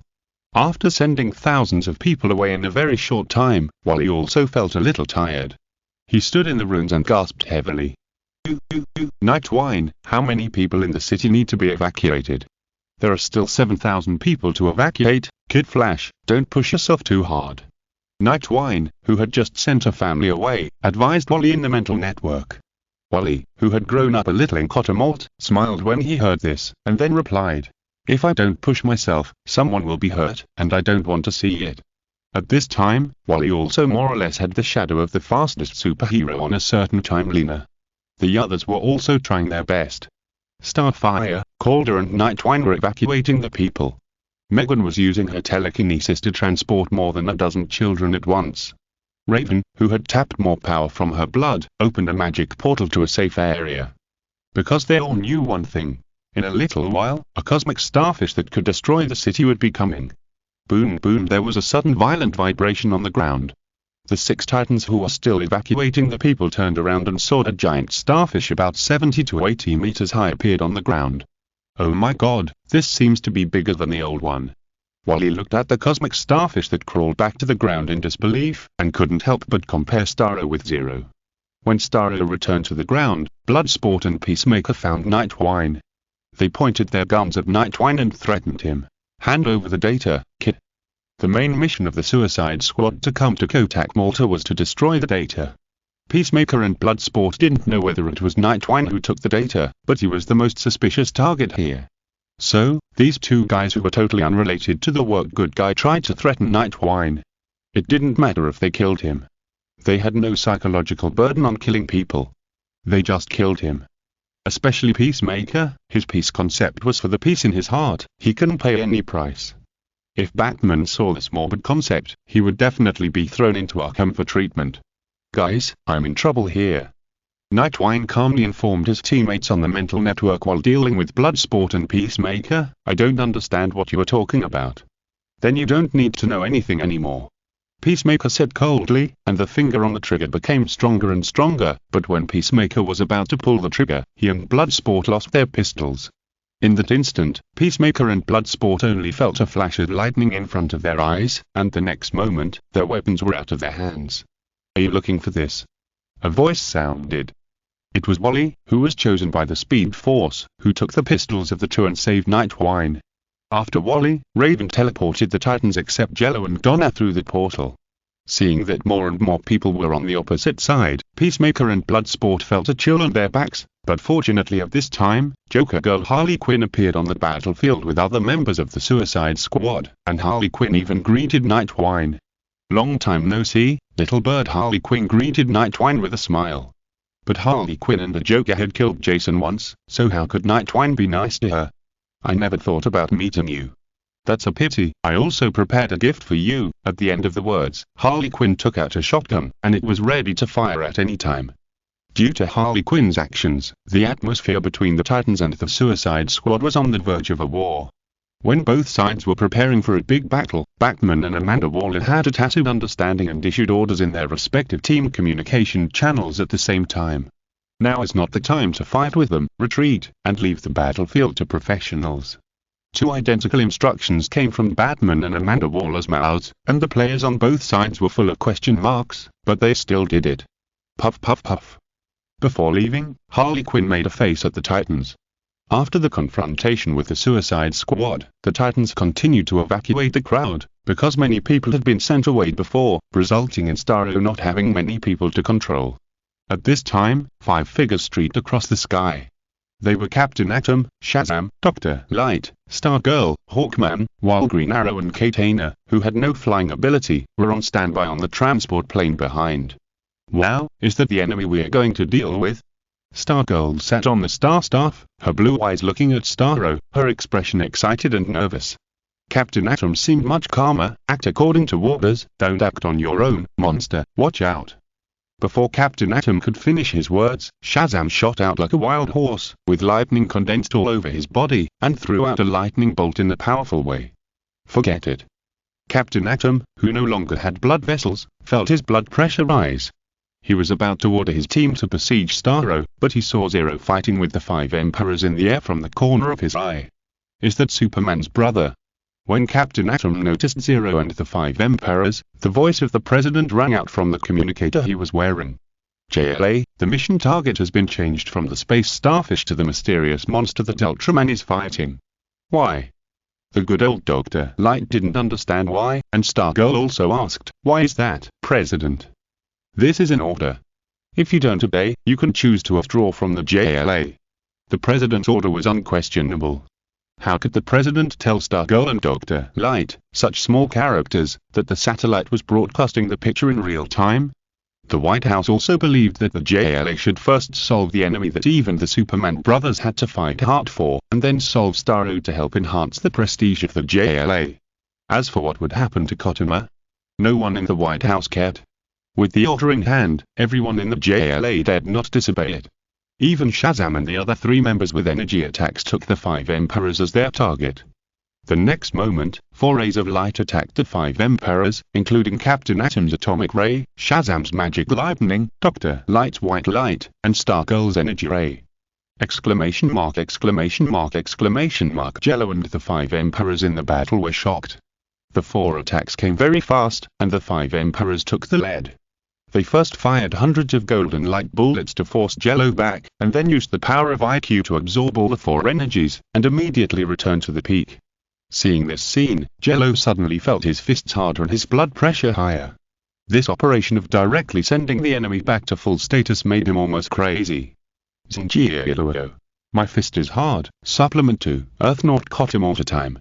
April 22, 2015. In the sky, Zero, who had forced the 5 Emperors into a tough fight several times with the help of Tiga's radiant body, was resurrected with full health and mana on the spot by Jello's god assist.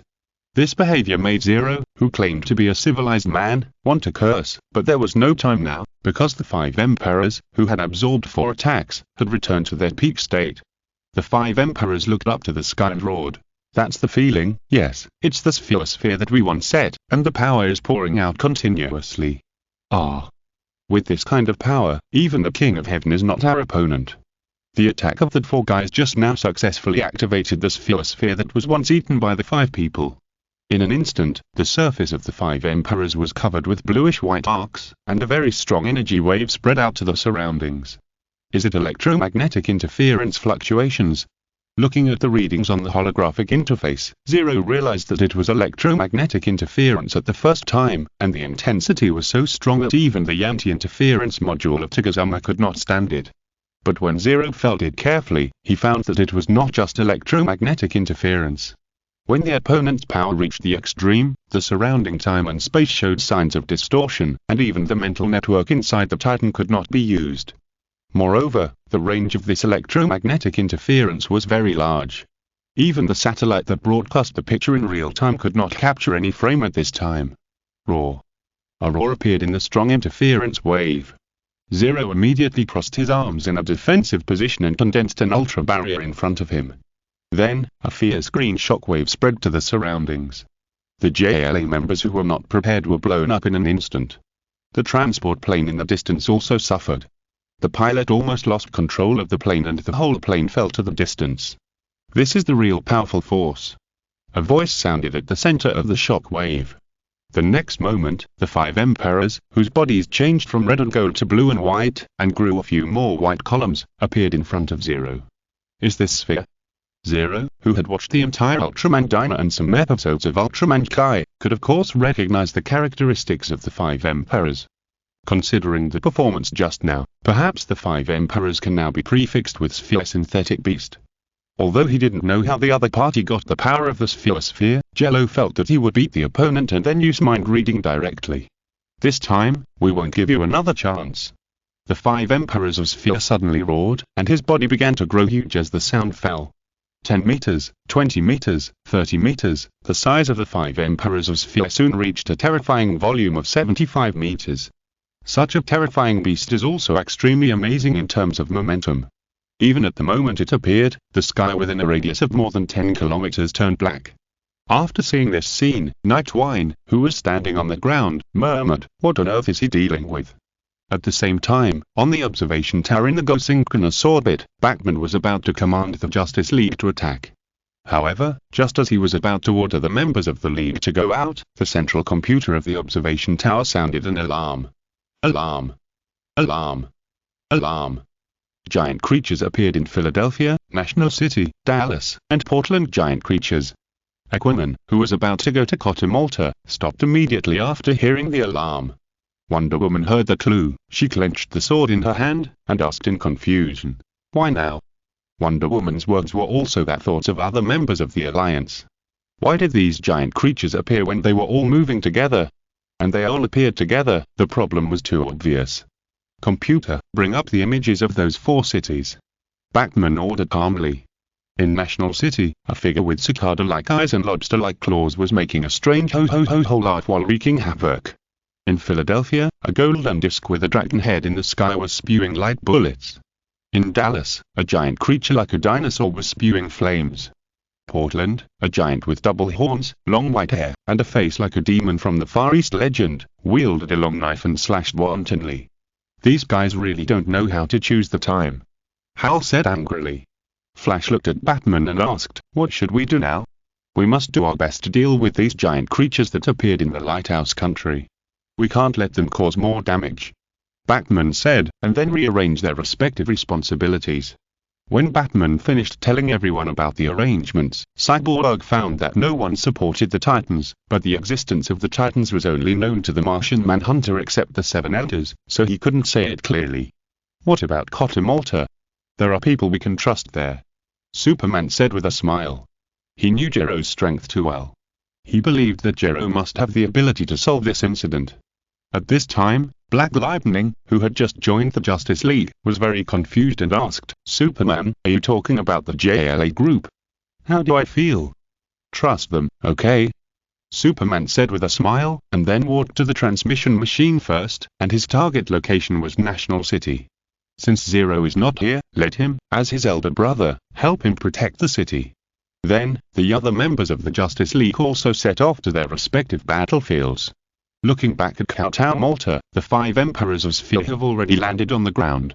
Their terrifying body, which is 80 meters high, hit Starro, who was 70 meters tall. Knowing that they can no longer get the unit core back, the 5 Emperors of Sphere also plan to take something else back, such as the fragment of the cosmic starfish that can control all living things on the Earth. Roar. The 5 Emperors of Sphere roared at Starro. Although Starro could not roar, the eyes in the center of its body revealed an emotion representing anger. The 5 Emperors of Sphere approached Starro step by step, and Starro would never avoid it. A fierce battle was about to take place between the two giant beasts. At this moment, accompanied by a loud boom, the earth shook suddenly, and a huge amount of smoke, dust and gravel were raised to form a mist. And in the mist, there was a pair of eyes, as if saying don't forget me. That agile figure, with muscular lines like a marble sculpture, this is exactly the posture that Zero becomes after using the Origin Riser to unleash his own power, Ultraman Trigger. Stay away from pig teammates. Earthnaut Cotton Malta and Ultraman Trigger, who was 50 meters tall and weighed 88,000 tons, landed. The ground shook violently, even more violently than when the 5 Sphere Emperors landed. After landing, Zero, who had transformed into his true form, took a fighting stance towards the 5 Sphere Emperors and Starro. Compared with the 5 Sphere Emperors and Starro, Ultraman Trigger was shorter in height, but Zero was not afraid of them at all. Although this body had no ability to switch forms and no special abilities, Zero was very confident in its basic attributes. His terrifying weight, which was heavier than the 2 Ultraman Trigger, was unattainable by many 70-meter class monsters. Just as strongmen among humans often had terrifying weights, Zero was also a strongman type among Ultraman. The Giant of Light. This is clearly different from the feeling given by the satellite images. Captain Atom looked at the Giant of Light who was confronting the two giant beasts. It was the first time for Captain Atom to see this godlike posture with his own eyes. Captain Atom felt a little insignificant. After seeing the Giant of Light appear, Stargirl couldn't help but ask Captain Atom, should we continue to intervene, Captain? We can't let them underestimate the JLA. We must intervene. An intermittent voice sounded in Captain Atom's ears. It was Mr. President who contacted Captain Atom as soon as the communication was restored. After receiving the order from the President, Captain Atom gathered tremendous energy in his hands and prepared to attack the 5 Emperors. Wait, Captain, look at what it is. Dr. Light suddenly shouted. Hearing this, Captain Atom looked closely and found that a large amount of golden particles flowed out of the Giant of Light's hands, wrapping the Giant of Light and the two giant beasts together. Not good. Captain Atom guessed something bad was going to happen and was ready to step forward to stop it, but with his speed, he was simply too late. The next second, the golden particles wrapped the Giant of Light and the two giant beasts together, and then the golden light particles disappeared. The whole process was extremely fast, leaving no chance for the JLA. Looking at the empty battlefield, Captain Atom didn't even know how to answer for a moment. At the same time, in the dark of the capital of Cotton Malta, two figures looked at each other after seeing this scene. The starfish was taken away. The athlete with a hockey mask on his face bit his back teeth and said, he came to Cotton Malta on the orders of the Illuminati to snatch the remains of Starro. But now, the entire Starro is gone, how can he recover it? The other person was wearing a combat suit similar to a diving suit, with a large helmet and two optical eyepieces like fly eyes. He was the old enemy of Aquaman, Black Manta David Hyde. Black Manta held a detector in his hand, and there were two not-so-obvious red dots on the detector. It seems that our starfish still left us a little gift. After saying that, Black Manta brought the detector to the athlete. After seeing this, the athlete felt that the task had become much easier. What are you waiting for? Let's go, my friend. The athlete moved his wrist and said, but we can only take one. If there is nothing left here, a difficult guy will suspect us. You're right, friend. Black Manta frowned under his helmet. If they did too much, it would make a big black rat suspicious. If the Illuminati was exposed at the time, it would be bad. After all, he is the world's #1 detective. Then, the figures of Black Manta and the athlete disappeared in the rainforest. At this moment, in the meta-domain, Zero was fighting two giant beasts alone. Now that there is no JLA to mess with him, Zero is very confident even if he fights two giant beasts at the same time. It feels really good to be away from big teammates. Roar. The 5 Emperors of Sphere roared. After his power increased, he felt that the energy in his body was a little difficult to control, so he planned to vent it out in one breath. The IQ left arm on the head of the 5 Emperors of Sphere, the right arm of Rakibas, the abdomen of Kaogob, the sharp horns of Golzan, and the eyes of Malba gathered energy at the same time, and the dazzling light seemed to be about to burst out in the next second. Open the big right at the beginning. Zero, who saw that this was the 5 Emperors of Sphere's signature skill Disaster Spark, did not intend to resist it, but Starro did not intend to let Zero succeed. After all, it still hated Zero more than the 5 Emperors of Sphere. It flashed behind Zero at a very fast speed, and the single eye in the center of its body glowed, and a beam of energy shot out from it. But Zero was also a man who had experienced many battles. He immediately propped up an ultra barrier with his left hand to block the approaching Disaster Spark. He gathered the ultra-piercing blade in his right hand and casually swung it backwards, forcing the energy beam to separate and fall on the ground in the distance, emitting a strong flame like an intercontinental missile. And this was exactly what Starro wanted. He just wanted to delay Zero a little, because this would create an opportunity for the Disaster Spark. Roar. With the terrifying roar of the 5 Emperors of Sphere, the Disaster Spark composed of 5 forces came down towards Zero. Knowing that this attack had the terrifying power to defeat the Ultra Warrior, Zero did not dare to neglect it. The tremendous energy rushed to his left arm, making the Ultra Barrier more solid. Boom! As soon as the Disaster Spark came into contact with the Ultra Barrier, Zero felt the pressure, just like standing under a waterfall with a mortal body, as if tens of millions of tons of water were pouring down on him at all times. Very strong, Zero continued to defend against Starro with the Ultra Blade in his right hand, and increased the output with the Ultra Barrier in his left hand. He fixed his eyes on the 5 Emperors and said, "Let me show you my true strength." Yeah.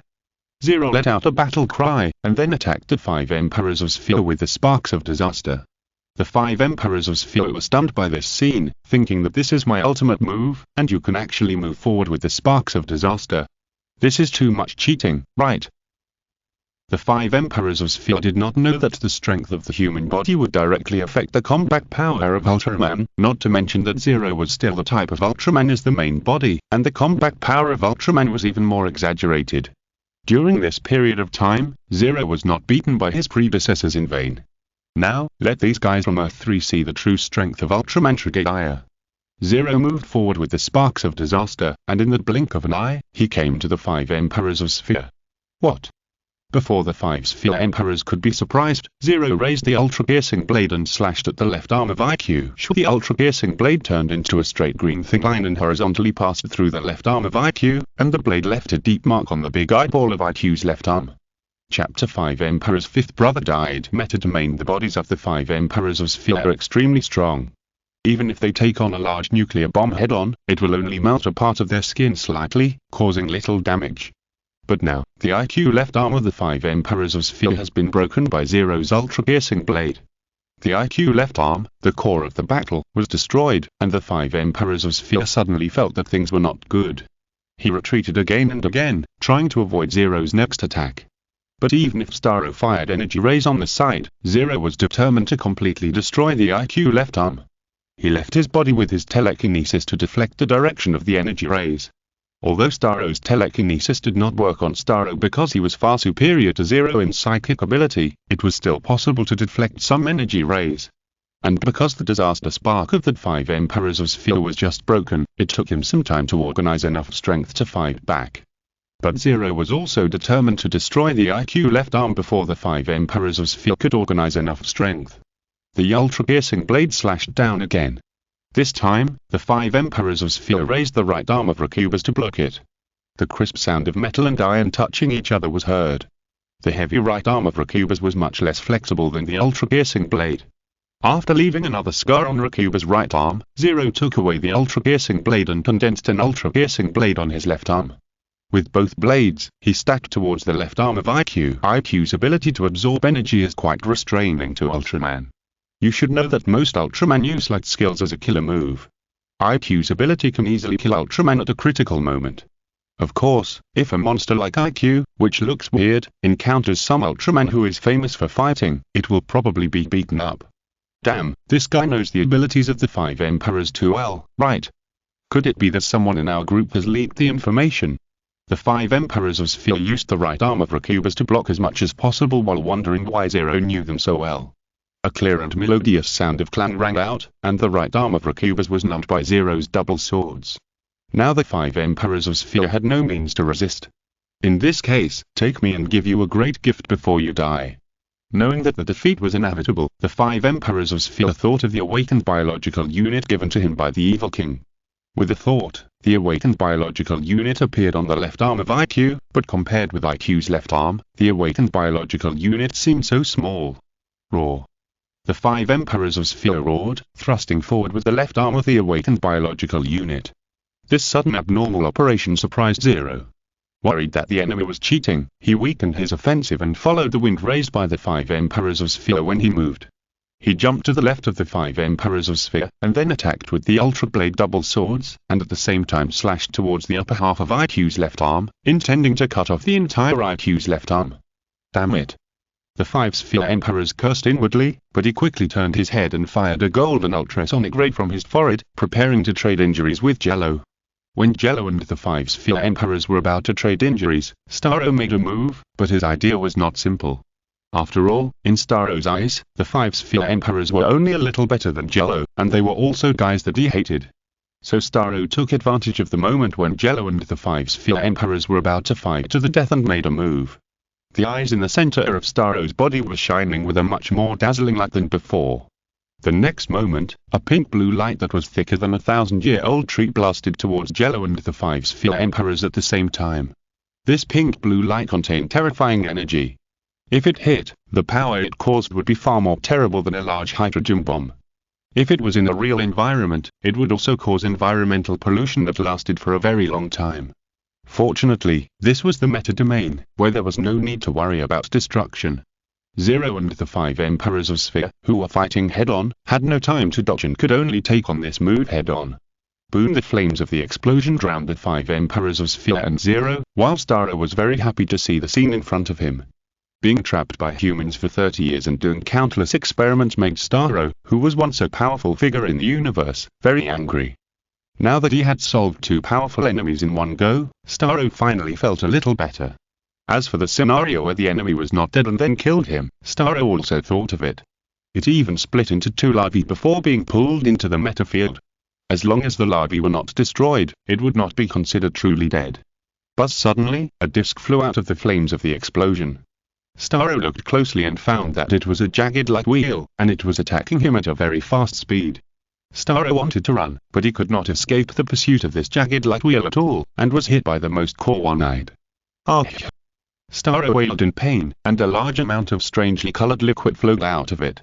The meta field still had the power to suppress the enemy. After fighting for so long, Staro also felt that his physical strength had been lost a lot, and he temporarily lost his ability to fight. In the flames of the explosion, a ball of rainbow-colored light wrapped around Zero's upper body and entered Zero's body at an extremely fast speed. Staro's light just now did not cause much damage at all, but instead activated the awakened biological unit. The awakened biological unit was used by only the 4 Heavenly Kings on Earth 3, and the biological unit used by the Emperor was a higher-level artifact. But even so, The awakened biological unit was a very precious and rare item. The Empire even used a lot of precious metals when making it. The awakened biological unit that could be used to carry the core of a special unit was the best among them. After absorbing the rainbow-colored light, Zero's pair of white eyes turned red, and his body became 3 times larger. The biggest change was Zero's will. Kill. At this moment, Jello's mind seemed to be filled with murderous intent, and he only wanted to kill the enemy in front of him, but within 10 seconds, Jello reacted. Is this the chaos virus? Wait, my strength has become so much stronger. Jello immediately restrained his murderous intent after remembering what caused him to become like this. However, he was surprised to find that his energy intensity had increased several times. Thinking of this, Jello, with red eyes, cast his eyes on the 5 Emperors of Sphere. At this time, the 5 Emperors of Sphere had lost their IQ and left arm, and it was time to decide the outcome. So, Jello, who was strengthened by the chaos virus, planned to try another new trick.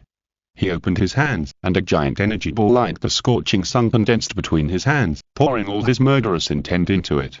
This was not a Dilarcum light stream or a garnet bombing, but a special skill that Jello had improved, called Sun Flash Bomb. With Jello's roar, a sun-like light ball was thrown out by Jello, hitting the 5 Emperors of Sphere at an extremely fast speed. With this move, Jello was determined to turn the 5 Emperors into 5 dead brothers. Chapter 3. It's your turn next. Starro, Earth North National City. In the city, Bolton was using teleportation and invisibility to dodge around. With this power, he could fight whenever he wanted and flee whenever he wanted. But unfortunately, he met Superman. I see you.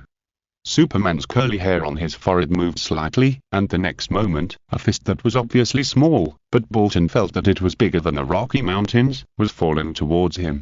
Bang! With a loud bang, Bolton was hit by Superman's punch, and the ripples in the air could not dissipate for a long time.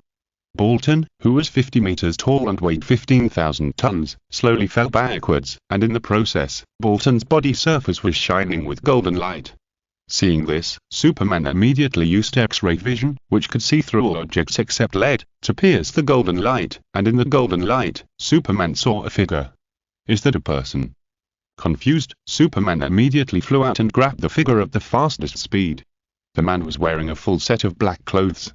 Seeing this, Superman immediately took off his mask, and a face that appeared in the Justice League database appeared in front of Superman. Danton Black, code-named Multiple Body, is from Midtown.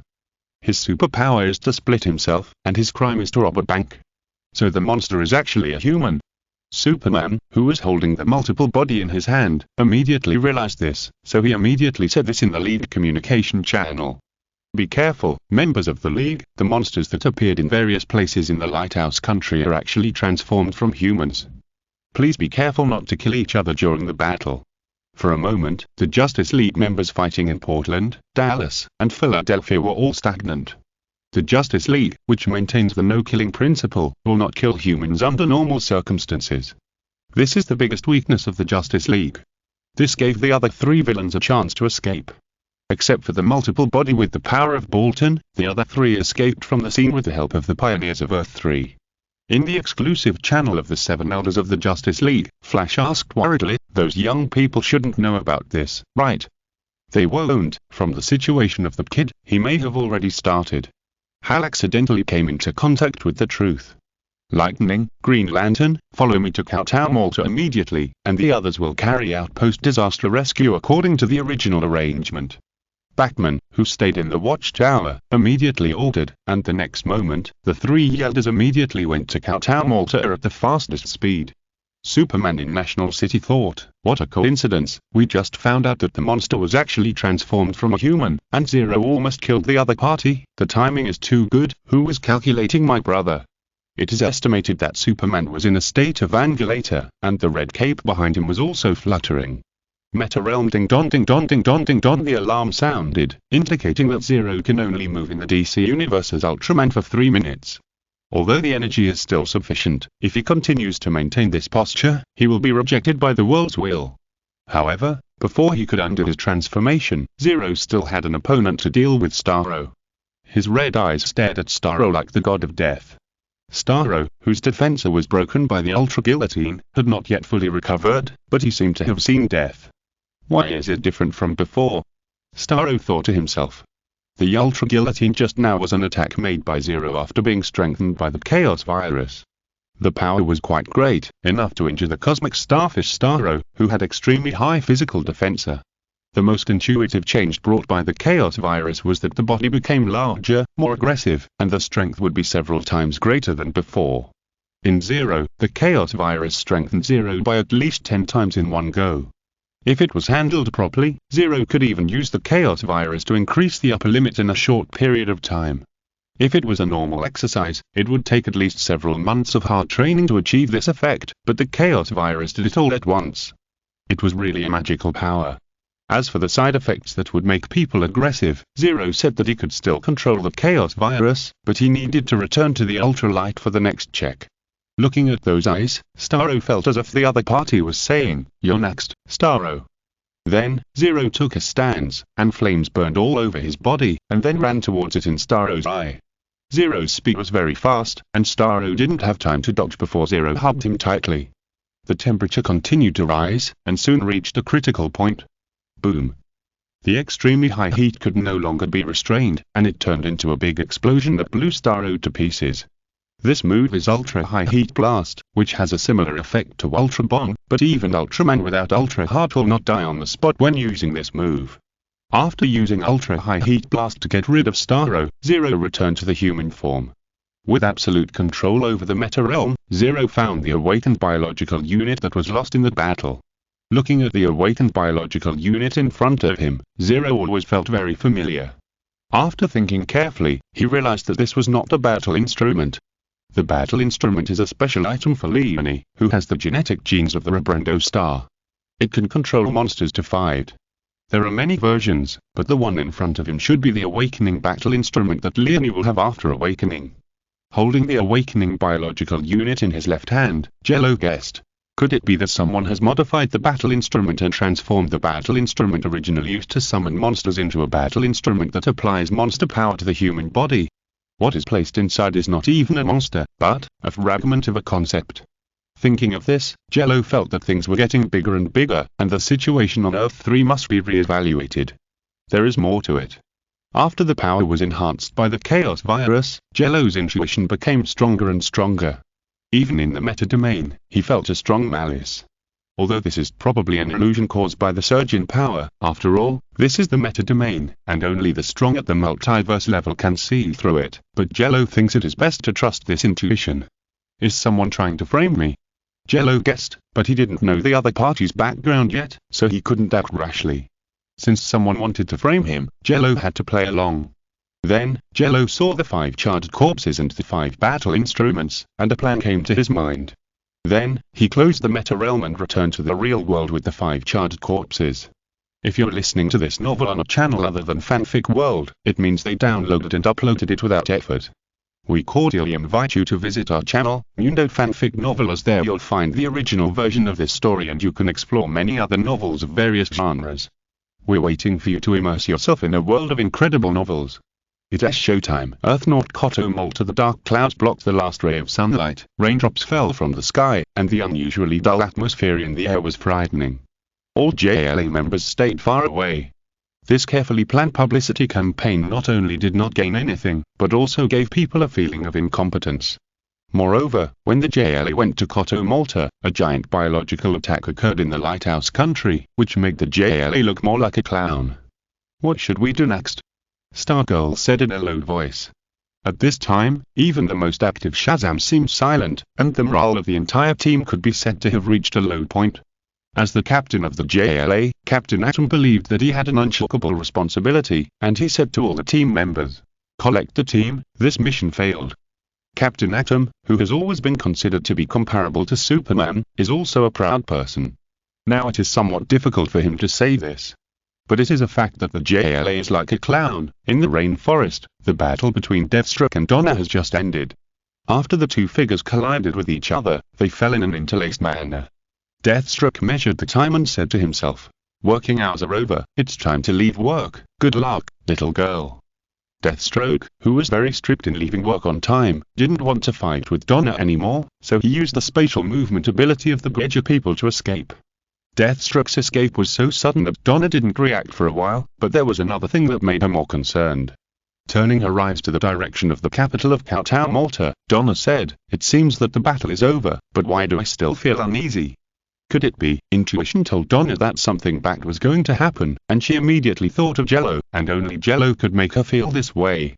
Thinking of this, Donna immediately rushed to the capital of Kowtown, Malta at full speed. When she arrived at Jello's place, she happened to see Jello standing in the ruins. Jello stood in the ruins, letting the rain hit his hair, his eyes staring forward, his lips slightly parted, his handsome face full of fear and disbelief, his hands shaking wildly. There were 5 charred bodies lying next to Jello, and it seemed that this was the reason. But Donna knew very well that Jello was not someone who would not kill. If someone touched Jello's bottom line, that person's life would definitely be in danger. Could it be that Jello was deceiving someone? In a flash of inspiration, Donna realized that Jello was doing something else, so she also put on an unbelievable look at Jello to cooperate with Jello's performance. At this time, the other members of the Titans just arrived. After seeing Jello personally kill 5 people, they all had unbelievable expressions on their faces. Boss, Wally couldn't believe that the scene in front of him was real. Not knowing the truth, he immediately said to others, "This can't be true. Someone must be framing the boss." Flash Kid Calder grabbed Wally. He wanted to say that this was true, but he thought about it and gave up. Suddenly, a green light and yellow lightning appeared, and after them, Batman and Black also appeared in the capital of Malta. Seeing the elders of the Justice League appear, Nightwing immediately walked to Batman and said, "Batman, Ultraman may have been framed, we have to investigate it thoroughly. The League will."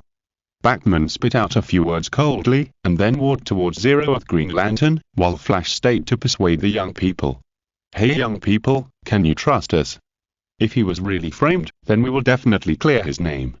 But, Wally stepped forward and wanted to argue something, but was stopped by Donna. "No, we believe him," Donna said firmly. At this time, Batman and Hal also walked to Zero. Looking at Zero, who was deeply shocked, Batman asked without empathy, "Did you kill them yourself?" I don't deserve to stay in Titan anymore." Zero lowered his head in shame, with his hair wet by the rain, so that no one could see his true expression at this moment. "Enough." Hal suddenly scolded Batman, saying righteously, "Before the situation is confirmed, he is not a criminal. But at present, he has the greatest suspicion." Batman replied indifferently, and he walked around Zero, as if he really regarded Zero as a criminal. After these words came out, Zero seemed to completely collapse, and immediately shouted, "I don't deserve to be a superhero, I quit Titan!" Exclamation mark, exclamation mark, exclamation mark. After hearing Zero's decision, everyone present showed a look of surprise, and then they saw Zero flying into the sky. Looking at Jello, who was self-destructing due to the stimulation, Hal angrily said to Batman, "Batman, look at what you have done. Don't tell me that you don't understand the psychological condition of teenagers in college, and he is under the stimulation." Then, Hal left Batman angrily, walked to a charred corpse, and scanned it with the Green Lantern ring. At this time, Flash walked to Batman and asked quietly, "Do you really not know what's going on?" Batman did not answer. The atmosphere in the air was silent for a while, and even if it was raining heavily, it could not break the silence until the scan of the Green Lantern ring got the result. Looking at the scan results in front of him, Hal frowned. Compared with normal humans, the organs are all reversed. Are these 5 mirror people? No, not only the organs, but also the cell structure is reversed. Even more than that, how can there be so much data that does not match the human beings on Earth? The situation of organ reversal is generally called mirror people. The incidence rate is about 1 in a million. With a population base of more than 1 billion in the world, there are still a lot of them.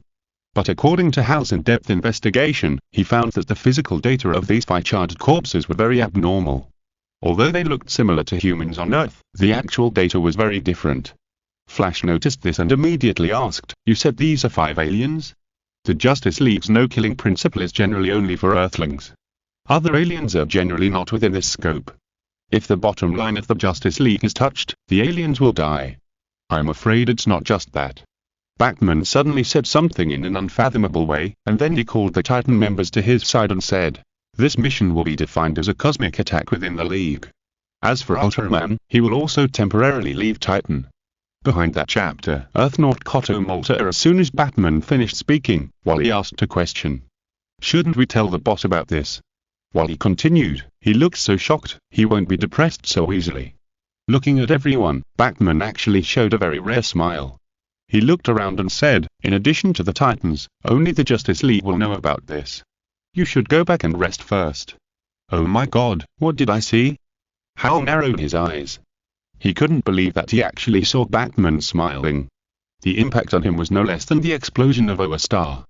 Nightwing always felt that there was something secret behind this, and planned to check it out himself afterwards. Most of the Titans believed Bachman's words, but Donnie knew that this was not the case. After this incident was temporarily determined as Ultraman mistakenly killed the alien attacker, all the Titans and the three elders left Koto Malta.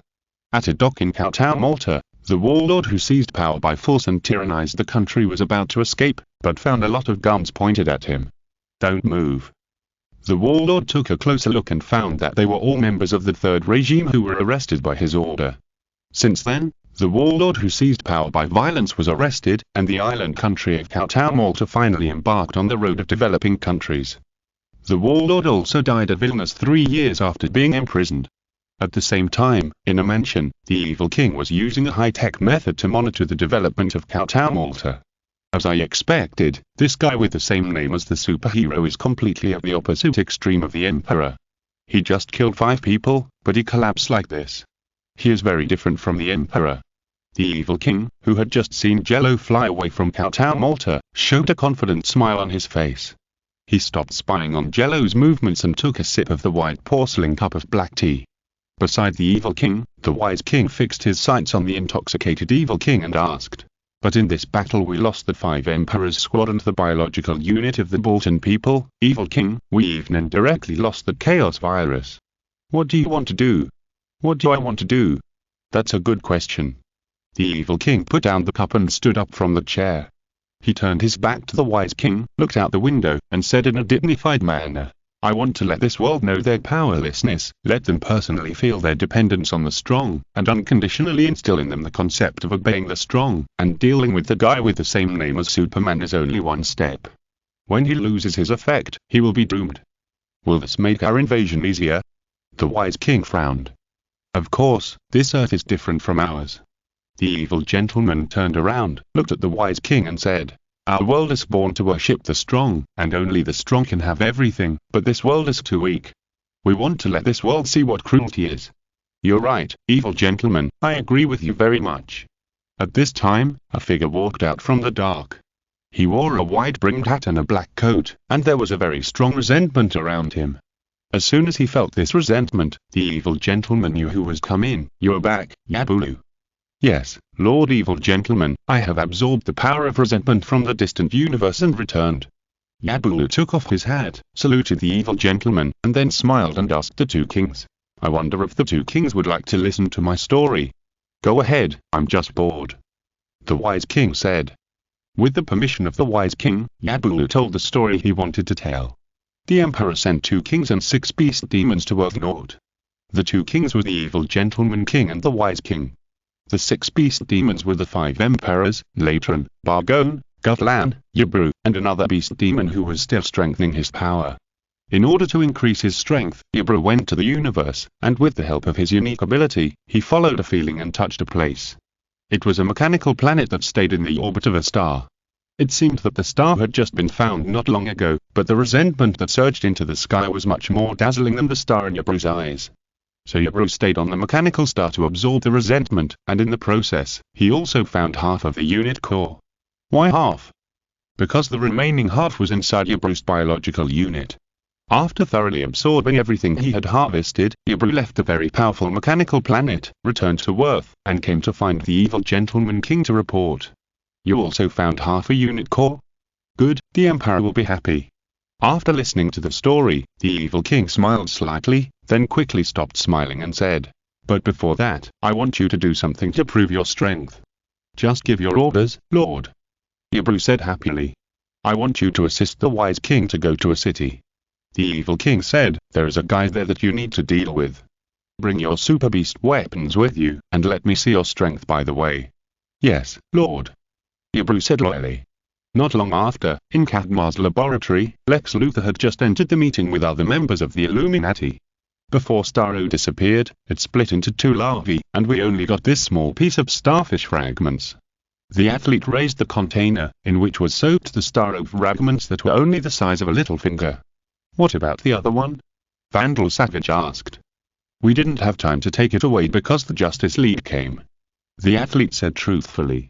When Black Manta and I went back to find the other fragment, it disappeared. The larva was probably taken away by the Justice League. Justice League?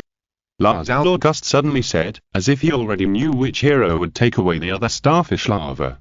It takes at least 3 to 4 years to cultivate a starfish to a stage where it is sufficient for use. Lex Luthor said, looking at the small starfish larva. Then postpone the plan. Vandal Savage said as if he had expected it. Chaos Virus, Earth Nord. Pacific Ocean Time. April 22, 2015. In the clouds at 4,500 meters, Jello streaked through like a meteor, moving at a speed of 10 Mach as if carrying endless regret.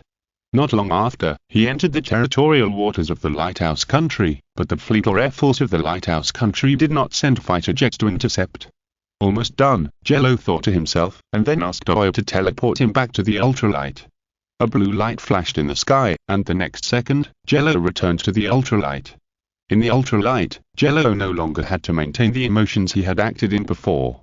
Emotions such as decadence, panic, worry, fear, disappeared from him, and he became his former self again. After moving his neck, Jello complained, "It's really uncomfortable to imitate these emotions. I'm depressed. I scanned and found that there is an extra alien energy in your body. Do you need me to help you remove the alien energy?" Oya asked, noticing Jello's abnormality. Oya, who didn't know anything other than Ultraman, wanted to remove the Chaos Virus for Zero, but Zero's next answer was beyond Oya's expectation. No need to remove the Chaos Virus, it's still useful for the time being. Zero said to Oya. Then, Zero reviewed the origin of the Chaos Virus and all the information he had so far. Zero told Oya about the Earth-3 Vanguard Core, the battle instrument, the 5 Emperors, the monsters, and other things. After listening to these things, Oya asked, "Then how are you going to deal with it?" "Prepare a medical cabin for me, I want to modify the Chaos Virus in my body," Zero said while taking off his clothes. Before crossing, Zero had watched a total of 65 episodes of Ultraman Cosmos. Although he fell asleep more than a dozen times during the process, Zero still understood the characteristics of the Chaos Virus. The Chaos Virus is an artificial life form born for order. Because of its lack of understanding of good and evil, it destroys everywhere. In the official history of Ultraman, it was finally purified by Haruno Musashi and Ultraman Cosmos. Before being purified, the Chaos Virus was full of villainous aura. Once any creature was assimilated by the Chaos Virus, its body would be temporarily deformed, its strength would be strengthened, its mind would be disordered, and its personality would become extremely cruel. The Chaos Virus's ability was more than that. It could also choose to copy or extract the energy of creatures to complete its materialization. The key point was extraction and materialization. Jello speculated that the enemy's focus was on this. Those guys probably want to use the Chaos Virus's ability to extract biological energy to make me lose all my power. Before that, I will be blinded by the powerful power brought by the Chaos Virus. When the Chaos Virus fragments enter the first stage, those guys will use some means to let the Chaos Virus extract all my power. This is what Jello said to Oya. The key is the awakened battle device seized by Jello. If this plan is based on the fact that Jello does not actually know the Chaos Virus, it is very likely, after all, information gap can determine the outcome of a war. Unfortunately, Zero is a time traveler and has watched the entire Ultraman series. Although he is not familiar with the Ultraman series, he is at least familiar with the famous characters in it. It seems that most of the concept fragments of monsters or aliens have fallen to Earth-3. No wonder I haven't seen many users of monster fragments here. Zero guessed while preparing surgical instruments. The Chaos Virus is a time bomb. If the hidden danger is not resolved in 1 second, Zero will not even feel like sitting down and taking a breath. The original Chaos Virus was cleansed by 2 kind-hearted heroes. Zero admits that he does not have the kindness of Gauss or Musashi, but Zero is a scientist. Since the Chaos Virus is essentially a manufactured artificial life form of light, Zero can modify it with science and technology. Moreover, the Chaos Virus has just been absorbed by Zero and is still in the germination stage, which is still far from the first stage. According to Zero's current understanding of that concept fragments, once the concept fragments select a user, it will become the most suitable method for the user. Take Zero himself as an example. At the beginning, the Ultraman concept fragment was presented in the form of Ultra Factor. Later, the Ultra Factor was sublimated into Meta Field, and Zero also got rid of the identity of Ultraman and Earth-Human hybrid.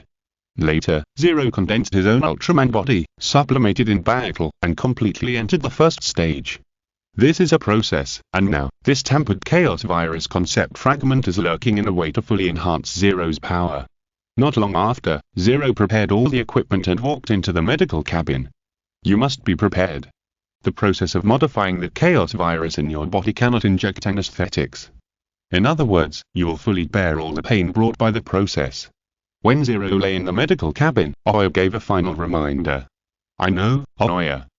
Jello smiled and continued, and I will personally control the process. Let's get started. As Jello finished speaking, the door of the medical cabin closed, and needles began to appear around Jello's skin. Countless nanorobots entered Jello's body, and the instruments under him also released special waves to provide energy for Jello. During the whole process, Jello would be very awake, and he had to use telekinesis to operate the medical cabin instruments in real time. When the operation began, Jello's first feeling was pain, extremely severe pain. Even if the conceptual fragments were tampered with, after entering Jello's body, they existed in a way that was originally part of the body. Jello wanted to modify the operation of the Chaos Virus, which was equivalent to modifying all his cells. The difficulty can be imagined. But in order to defeat the next enemy, Jello gritted his teeth and persisted. While Jello gritted his teeth and persisted, Donna was training one-on-one with Wonder Woman in the training ground inside the Titan base. But unlike usual training, Wonder Woman today was going to kill Donna with every move. When Donna was chopped and wounded, Wonder Woman put away her sword and asked, "Do you really want to continue this life and death training? Donna, if I treat you as an enemy, you might really die. How can I catch up with him if I don't do this?" Donna got ready again, her aura gathered. Looking at Donna, who was full of fighting spirit, Wonder Woman couldn't help but ask, "Aren't you worried about him?" "I believe in him, I believe in the man I like." After that, Donna fought with Wonder Woman again. The Dyna Armor, Earth North National City Time. April 24, 2015. 2 days have passed since Zero fought the 5 Emperors and Starro. During this time, the internet was also discussing some things crazily. Mood. What JLA? They can't even protect their own country, but they are trying to take care of the affairs of a South American island country. The result is the same as if they didn't go there or not. It's so funny. Mission is calling. That's right, just take care of your own side first. Electric Rebel. If there is real danger, we have to rely on the Justice League. Chla. What kind of thing is it? How can it be compared with the Justice League? Riding in the wilderness. What the above said is right, the Justice League is the best. Superman is the best.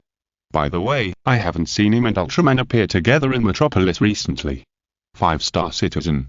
Didn't Ultraman go solo to National City? I'm from Gotham. It is said that Batman's first Robin also went solo, but I don't know where he is now. Old Man Supergirl.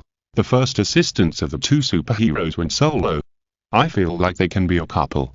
Shocked my mom for a whole year. What are you thinking about upstairs?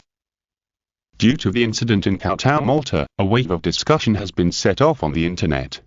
Although there are few videos and the ones that have been circulated are extremely blurry, many people still appreciate the fact that the Giant of Light took away the 2 giant creatures as soon as they appeared. After all, the things in Kowtown, Malta's capital are really not enough to smash. At this time, Jello had just finished the operation. All the instruments left his body, the equipment stopped running, and the nutrient solution flowed away through the dredging pipes. Then, the hatch opened and Jello walked out of the medical cabin. Recalling the pain at the beginning of the operation, Jello felt that he was in agony. It was not the pain of a single part of the body, but it was like the whole body was turned inside out. This process had to be repeated countless times. Later, Jello was almost numb. After taking a few deep breaths, Jello changed into a training suit, and then asked Oya to put a pure white reflective object in front of him that acted as a mirror. After Oya completely activated it, Jello also saw his appearance clearly at this time. After this strengthening, Jello is already 1.97 meters tall, has gained some weight, and his muscle lines look stronger than before. His face still looks handsome. At first glance, Jello is a gentle, handsome guy, but if you look closely, you'll detect a sharp feeling from Jello, especially his red eyes. Originally, Jello's eyes were emerald, but because of the Chaos virus, his eyes turned red. But compared to his eyes that were as bright and dazzling as rubies before the transformation, Jello's eyes now are as warm as the best red jade. Just think of it as changing a pair of beauty contact lenses. Jello said very skillfully, and then used the instruments inside the ultralight to check himself and the Chaos virus that was transformed one after another. After the transformation, the Chaos virus will still greatly strengthen Jello in a short period of time, but it will not leave the disadvantage of draining Jello's all power. At the time, no matter how much the people on Earth 3 command the Chaos virus will not pay attention to them. Because the Chaos virus has become Jello's appearance. After the transformation, the Chaos virus was very close to its appearance after being purified by Jazz and Musashi. Although there were still differences, in front of Zero who had the Ultraman concept fragment, the Chaos virus would be assimilated into a part of the Ultraman concept fragment. It just takes some time. Maybe Zero will have another Best of Ultraman Chaos in the future. Thinking of this, Zero couldn't help but laugh. I really don't know whether I should thank those guys or hate them. The original Chaos virus had power no less than Ultraman. How could Zero not be happy when he had such a power added out of thin air? But the happiness could not last too long. There were still many things waiting for Zero to deal with. He found the broken watch from the clothes that had been taken off before, and then took out the battle instrument, and Zero handed it to Aoya. Aoya, you use all your resources to analyze this thing first. I'm going to modify the Dyna armor. He gave the battle instrument to Aoya for analysis, and Zero went to modify the Dyna armor. Since the enemy had demonstrated the use of Sphere to strengthen its power in the previous battle, Jello believed that the next enemy would most likely have similar power, and there would be quite a few of them. And because Sphere would release a powerful interference ability, which would greatly affect the performance of the armor, Jello had to modify the Dyna armor so that it would have the ability to resist strong interference fluctuations. The data of the ticket armor was retrieved, and a large amount of data flowed past Jello's eyes and eventually flowed to the Dyna armor. After importing the data, Jello personally modified the Dyna armor. We need to modify this again. The metal ratio of this part needs to be adjusted. A few hours later, Jello completed the modification of the Dyna armor. The Dyna armor now has the ability to resist Sphere's interference fluctuations. After entering actual combat to determine the efficiency, this modification will be used on other armor. After the transformation was completed, Zero put the flashing sword transformed from the Dyna armor into the broken watch, and Aoya also pushed the analysis progress of the battle instrument to 99.99999%, but Aoya just couldn't push the last bit of progress, so she asked Zero for help. Zero, I have pushed the analysis progress of the battle instrument to 99.99999%, and the last bit of progress has never been achieved. Hearing this, Zero showed a strange look on his face. Aoya can be said to be one of the strongest known artificial intelligences, but there are still technological creations that she can't analyze. Unless this technological creation has something special hidden in it. If this thing is really a battle instrument, then what it lacks is Leonie. Zero said, touching his chin. Leonie is a general term for cosmic people with the genetic genes of the Rebrand star. The battle instrument was originally created to allow Leonie to control monsters. Does Zero, an Ultraman who is less than 1 year old, have the power of Leonie? The answer is, he does. Ultraman Belia, possessed by the remnant soul of the Rebrando star, can be said to be the Leonie among Ultraman, or even the strongest Leonie, and the body of Rebrando's dreams. In that case, then use the power of Leonie. As soon as the work fell, a strong black and red aura burst out from Zero's body, and a narrow after image covered his left eye. His aura looked very fierce, and it was hard to believe that he was a hero of justice. Chapter 4. The battle instrument with a big problem. Earth Naught, National City, Ultralight. In order to unlock the secret of the battle machine, Zero used the power of Ultraman Belia. With Zero's current development of Ultraman concept fragments, he can only use a part of Ultraman Belia, but this is enough for him. After using the power of Leonie, the last layer of mystery of the battle machine was also unveiled. Analysis progress 100%, analysis completed. With Zero's Leonie power to unlock the battle machine, Aoya completed the final analysis in an instant and successfully obtained all the data of the battle machine. In the moment the battle machine was unlocked, in a palace on Earth 3, Zero, who was just playing with a beautiful woman, changed his eyes, and a terrifying aura broke out of his body. The beautiful women around him could not bear this terrifying aura and all died on the spot. After killing more than a dozen harems in one breath, Zero did not regret or have other emotions, but looked up at the sky with a smile on his face. Someone can actually unlock the awakening biological unit.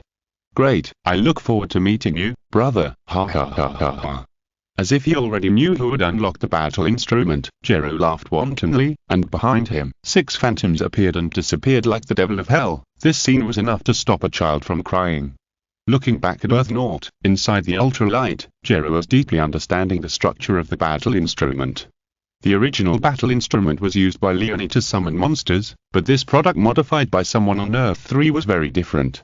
Someone just referred to the structure of the battle instrument and implanted concept fragments into it, and took advantage of the large number of monsters and cosmic concept fragments on Earth 3 to manufacture troops in batches. The biggest advantage is speed. As long as you get this modified version of the battle instrument, anyone can enter the first stage in a very short time. But those people can only stay in the first stage in their lives. Unable to enter the second stage, the road to evolution has been completely blocked. However, there are many ways to become stronger. Some strong people will choose to expand their width and develop in the direction of horizontal strengthening when they cannot increase their height. The second advantage is that even if the user is defeated, the concept fragments will not be broken. Refer to the battle between Jello and Bane, the Black King. Bane's defeat caused the Black King's concept fragments to be completely broken, and there will be no other Black Kings in the DC universe since then, and Bane also luckily saved his life. However, this magic battle instrument will use the user's life to offset the disappearance of the concept fragment when the user is defeated. Simply put, it is to exchange human lives for concept fragments, so that the battle instrument can be handed over to other people. In other words, before Jello killed the 5 Emperors of Sphere with the fiery sun flash bomb, they were likely to have been killed by the battle instrument. Genius.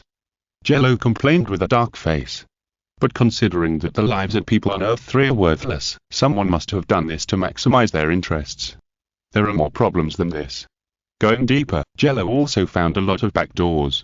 Whoever takes this battle instrument will be completely crushed by the person behind the scenes.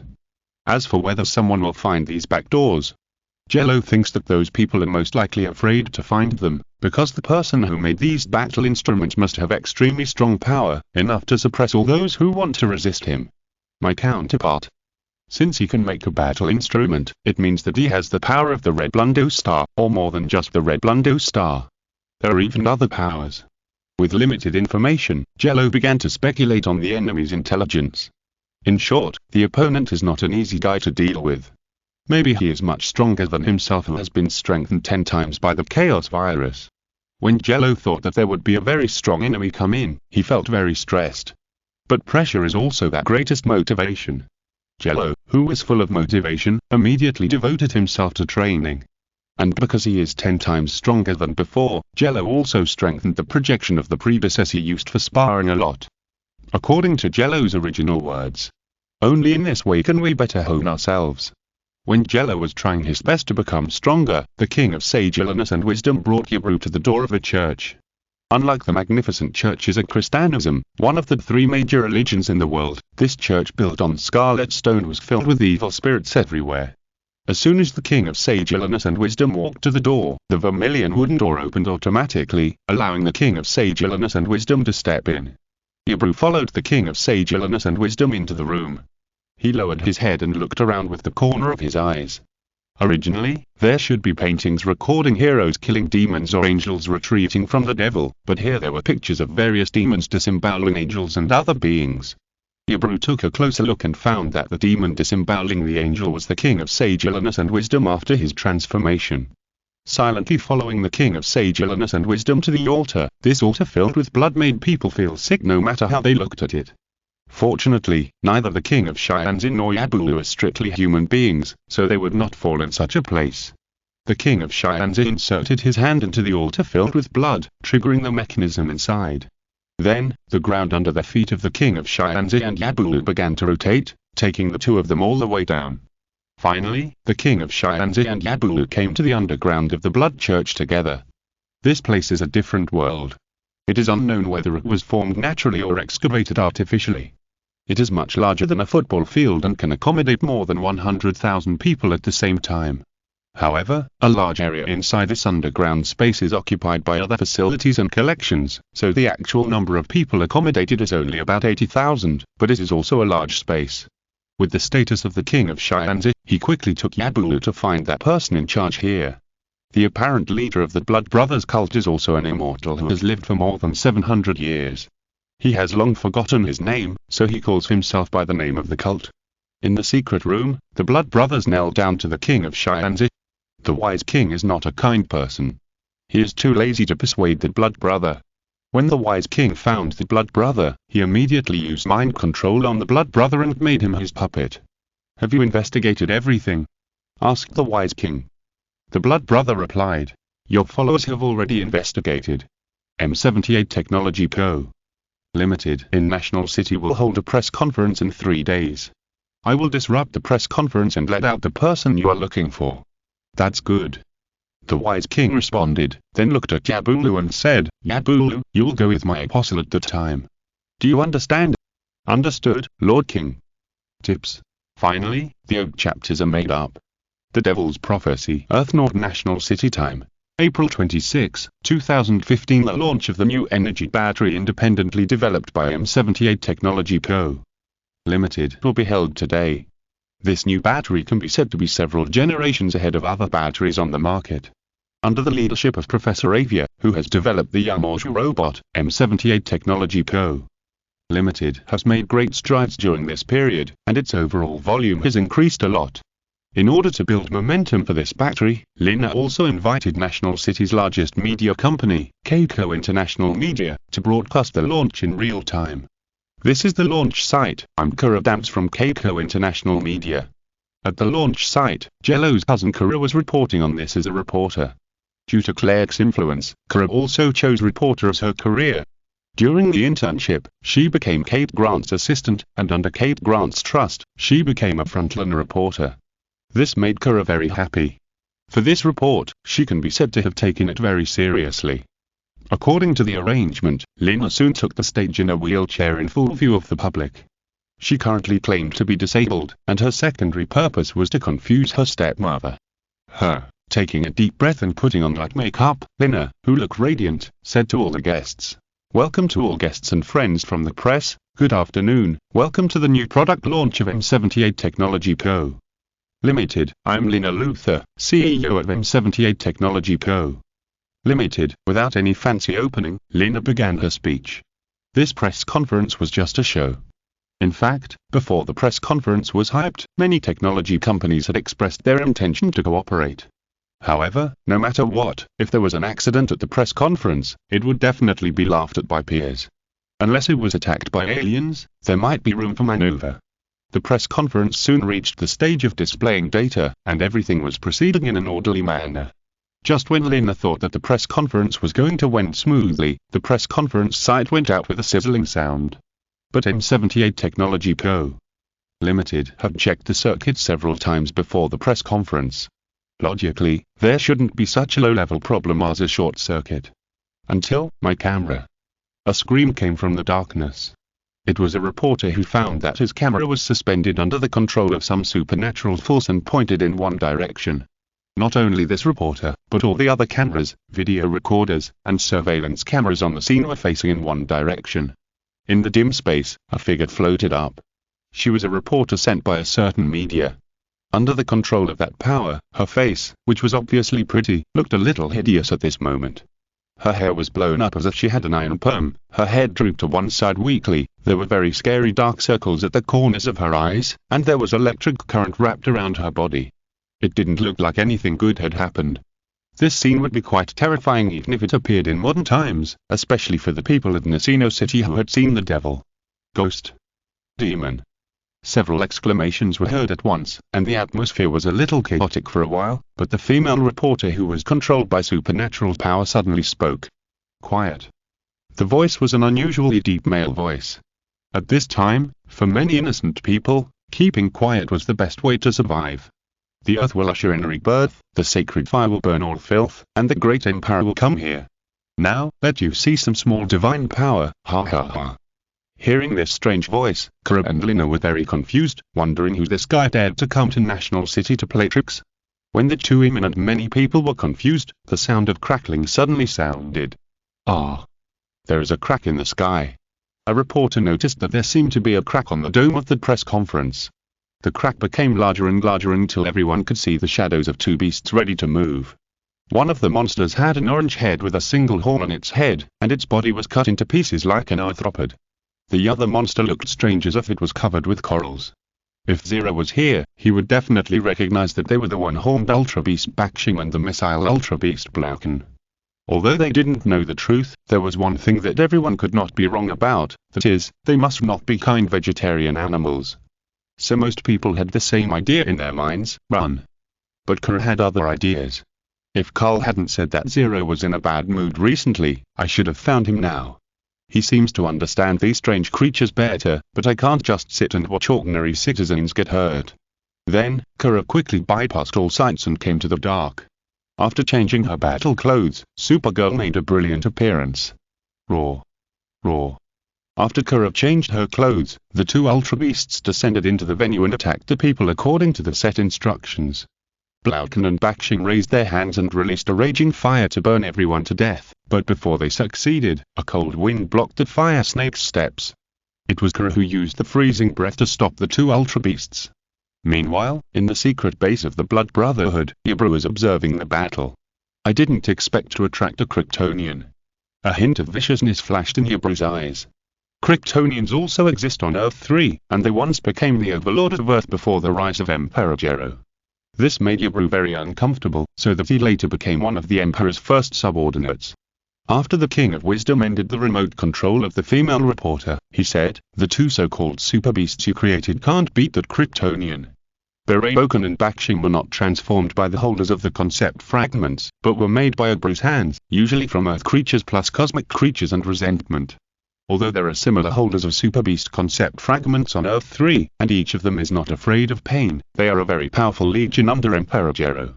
But for Yabru, who has obtained the complete about fragments from the War World, he can easily mass-produce monsters. And there is one thing that Yabru will not tell a King of Wisdom, because it will bring him disaster. After a few minutes, Kara defeated the two Ultra Beasts. Worried that the two Ultra Beasts were also transformed from humans, she simply froze them with her freezing breath and handed them over to the Dio, who came to clean up the situation. Looking at the two defeated Ultra Beasts, the King of Wisdom said without surprise, "Next, we can carry out the next step in the plan. Zinjiro. There are Ultra Beasts. And Kirin Earth North National City. After the battle between Supergirl and the two Super Beasts, the press conference site was in a mess. After sending away all the relevant people, Lina returned to the scene in a wheelchair. She sighed at the messy scene and whispered, "It would be great if I also had power, and I could be like her." Then, Lina recalled the heroic figure fighting the two Super Beasts just now, and couldn't help showing a look of longing. Unknown to Lina, Kara was making a phone call. "Yes, Carl, two strange creatures that appeared just now. They don't look like normal natural creatures. They should be modified. I have handed them over to the DEO." The person on the other end of the phone was Superman. After hearing Kara's words, Superman immediately thought of Zero. Superman, who was still working in Metropolis, held his phone in his left hand, rubbed his temple with his right thumb and index finger, and said distressedly, "If Zero was here, he should know very well. By the way, do you have any videos or photos? I'll send them to him if he wants to reply to me." "Video? I have it." Kara responded, then took out her tablet and was about to send the videos and photos she had asked her colleagues to Superman. "Okay, send it over, and I'll forward it to Zero when the time comes." Superman replied. Then, Superman hung up the phone and opened his email to receive the email from Kara.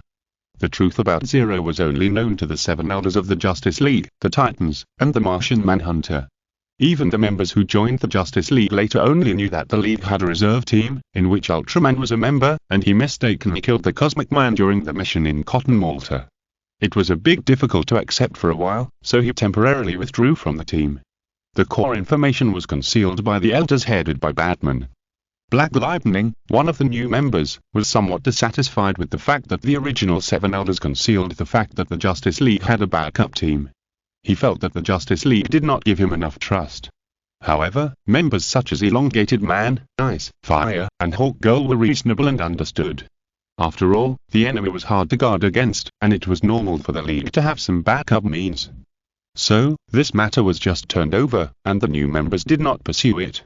But some things should be concealed, such as Kara. Although she is actually older than Superman, she has too little experience. Compared with the Earthlings, Kryptonians are as pure and kind as blank paper. Therefore, Superman decided to hide this matter from Kara. Moreover, Superman also felt that Zero was actually not a big deal. He knew best what kind of temper that guy had. Zero would not fall because of such a small matter. However, Superman was a little worried about Zero's impulsive personality. He sat at his workstation, took off his glasses, and whispered, "I hope it won't be the day when I save you, or you save me." After saying a somewhat dejected word, Superman immediately remembered something sweet. He recently agreed with Lois to hold a wedding on May 4 this year. Many guests must be invited at the time. Needless to say, Zero's friends at work and in the Justice League are also on the list. The young people at the Titans are also on the invitation list. Even Lex Luthor, Superman sent an invitation. It's just that whether he will come or not is Lex Luthor's business. Afterwards, Superman sent Zero the information about his wedding and the video. At the same time, Zero was fighting hard with the projections of 5 predecessors in the ultralight. In order to stabilize the power he suddenly gained, Zero was looking for a breakthrough between life and death. After a hard fight, Zero finally defeated 5 projections of predecessors who were 70% stronger than him, and he himself was also seriously injured. Under the action of the 2 energies, Jello quickly returned to his peak state, and his injuries were completely healed. Even the cell recovery speed is so much faster, this feeling is really pleasant.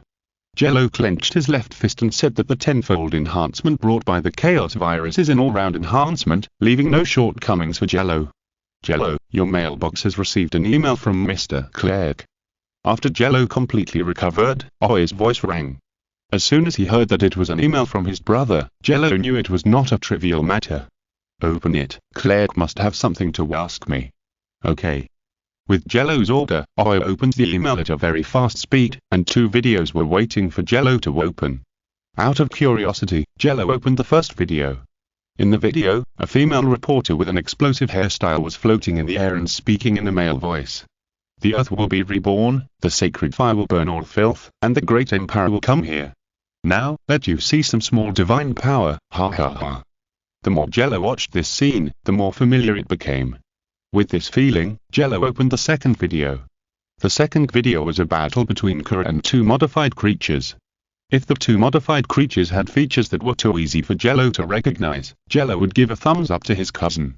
But when the modified creatures in the video are actually Blauken and Baking, the nature of the matter changed. The female reporter's handwriting should be the work of the Karilloids. As for Blauken and Baking, I'm afraid the guys from Earth 3 also sent it about to help this time. At this point, Jello's red eyes began to glow. He has wanted to beat an Ultra Beast that truly does not feel pain for a long time. Beating cyborgs in the war world before was not fun at all. This time he can finally beat a genuine one. As for the Karilloids, Jello really wants to see how angry they are. After watching the 2 videos, Jello noticed the time and location of the video shooting. The time was today, and the location was a press conference of M78 Technology Co. Limited. Jello, who extracted important information from the video notes, was so shocked. "Good man, this is bullying him. These guys can't walk out of National City intact. No matter who comes, it won't work," Jello said murderously. After watching the video, Jello found another message in the email. "Louise and I are getting married on the 4th of next month. There will be a huge cake. Come quickly." If you're listening to this novel on a channel other than Fanfic World, it means they downloaded and uploaded it without effort.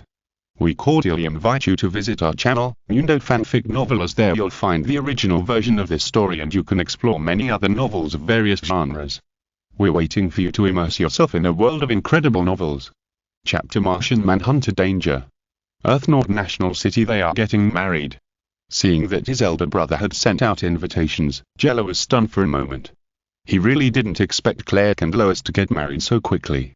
Could it be that his little nephew is on the way? But according to Jello's calculations, it will take a long time for these 2 to overcome the problem of reproductive isolation. However, it is a good thing that the 2 of them can achieve a happy ending. Jello doesn't mind having more sisters-in-law and a child who can call him second uncle. May 4th. It seems that there is still some time. Let's find out the about people and the coralloid people first. Remembering the time of the wedding, Jello will first prepare to eliminate the combination of the about people and the coralloid people. It would be best if he could capture them alive so that he can get more information. Then, Jello began to wonder about the consequences of the defeat of Bacon and Blauken, so he thought of his eldest cousin Kura. Now Jello is in a semi-retired state. Martian Manhunter does not take action without reason. Kura is the strongest person in National City. Bacon and Blauken were probably defeated by Kura. Thinking of this, Jello returned to the apartment temporarily and took out his mobile phone to contact Kura. "Hello, Jello, is that you?" A sweet voice sounded from the side of the phone.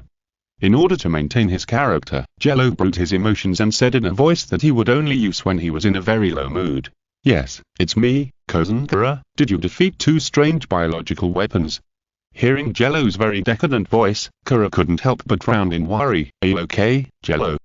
How about I go to your apartment later to check?" "That's fine, some things are not convenient to say on the phone." Jello replied and hung up the phone. A few hours later, Kura, who had finished a day's work, rang the doorbell of Jello's door, and at this time, Lina happened to come back. Sitting in a wheelchair, Lina looked at Kura. She looked at the sweet girl with blonde hair and a sweet face, who seemed to bring spring to the world when she smiled. Lina couldn't help asking, "Excuse me, who are you?" "I'm Jello's cousin. You can just call me Kura Danks, Ms. Lina." Kura responded politely. It was not surprising that Kura knew her. Lina also knew that she was now considered a half-celebrity. After looking at Kura who was holding a bag in her hand, she nodded and continued, "Jello's sister, I haven't seen Jello for a long time recently." If you click before Lina finished speaking, the door of the apartment was pushed open. Then, Jello, with messy hair, heavy dark circles and eye bags, and bloodshot eyes, appeared in front of the two girls. "Jello, what's wrong with you? Do you need my help?" Lina looked at Jello in surprise. She had known Jello for so long, but she had never seen Jello so decadent. Jello said hoarsely, "I'm fine, don't worry." However, Lina's eyes were full of disbelief. She was about to speak, but Kura on the side said first, "I bought some candy and chocolate snacks before I came. Do you want to eat some?" "Okay, you come in first." Jello said weakly, then looked at Lina again, pulled out a very ugly smile, and said, "Don't worry, I'm fine. You pay attention to your own safety, you will be fine after a while. Then take care of yourself." Hearing this, Lina was more or less unconvinced, but she couldn't help Jello, and could only watch Jello close the door after Kura entered the apartment. Then, Lina, who was tired all day, also returned to her apartment. This sudden attack gave her a headache. She put the back of her hand against her forehead, sighed again and said, "If I could have a little strength at a time like this, that would be great." While Lina was in distress, Kura, who came into the apartment, put down the snack pack and asked Jello, "Jello, do you know what the biological weapons that attacked the press conference this afternoon are?" "Yes, sit down first, I'll explain slowly." Jello nodded, stretched out his hand to signal Kura to sit down, and after the latter sat down, he also began to explain to Kura the creature Super Beast. Those two monsters are not simple biological weapons, but super beasts, biological weapons created by an alien named Bao. They are very powerful, have weapons that natural creatures cannot have, and are not afraid of pain. They are very difficult enemies. The two super beasts you dealt with in the afternoon were the one-horned super beast Bakshing and the missile super beast Barakan. When introducing the super beasts to Kura, Jello said super monster, which is simple and easy to understand. The super in front stands for super, and the monster in the back is a general term for monsters. Bao, Ultra Beasts. Kura frowned after hearing these two names, but she had never seen these two names in the Kryptonian database. But there was one thing Kura was very sure of, that is, these Ultra Beasts and the about people who created them were definitely not good people, and they would not sit down and chat slowly because of understanding problems. Then, Kura remembered another thing, but she felt that it might irritate Jello, so she asked tactfully, "Then will there be something like a controller inside the Ultra Beast?" After taking a breath pretending to be in deep thought, Jello shook his head and replied, "Usually Ultra Beasts are directly controlled by about people, and there are occasional exceptions." During the process, Jello also glanced at Kura and found that his sister was still worried about whether she would be irritated. In this regard, Jello wanted to say that this worry was unnecessary, but considering that Kara was so easy to deceive, it would be better not to say it for the sake of safety. In other words, Ultra Beasts are transformed biological weapons. Kara frowned and said, "Yes." Jello nodded and said, "It may be a little difficult to say, but when you encounter a super beast, the best way is to let it leave the world intact." "I understand." Killing is still a little difficult for Kara, but it is easy if the opponent is a biological weapon. After seeing that Kara would not hold back after encountering a super beast, Jello asked another question. "So, after you defeated the two super beasts, how did you deal with them?" "I handed the two super beasts to the DEO, what's wrong?" Kara recalled her actions. If it were normal, it would be feasible to hand things over to the DEO, but Jello remembered that Blauken and Bacon were very good at breathing fire, and the Martian manhunter stationed at the DEO was particularly afraid of fire. If Blauken and Bacon escaped, wouldn't the Martian manhunter be dead? "There is a big problem," Jello said solemnly. "Call the DEO contact as soon as possible and let them be alert to the two super beasts." DEO is about science. In the apartment on Earth Naught, National City, Jello felt something was wrong after hearing Kara hand over the Ultra Beast to the DEO for processing. Ultra Beast is very easy to resurrect. In the video, Kara was only frozen in the end, not cremated by heat vision, which gave Ultra Beast a chance to revive. With the strength of DEO agents, they are probably powerless to fight back against the resurrected Bacon and Blauken. And the most capable Martian manhunter in the DEO was restrained by Ultra Beast in all aspects. If they don't wipe out the whole group, Jello will doubt whether the about people are just eating for free. Listening to Jello's words, Kara was a little confused, but she still called her nominal sister Alex thanks. After a few beep rings, Alex, who was still working overtime at the DEO, answered the phone. "Kara? Do you have anything to talk to me about?" Alex is a few years older than Kara's legal age. She joined the DEO as an agent with a capable aura, and her refined short hair can even attract many girls. "Listen, Alex, you have to be careful of the two things I asked you to deal with. They can come back to life at any time." Kara reminded worriedly. "Come back to life? That's impossible." Alex in the DEO base was full of disbelief. She stood up from the chair and walked to the two super beasts that were frozen and sealed and controlled by a solid iron cage. She looked at the real-time data monitor and told Kara the corresponding data. The temperature in the prison is below -180 degrees. The heart rate, blood pressure, brain waves, all reactions are 0.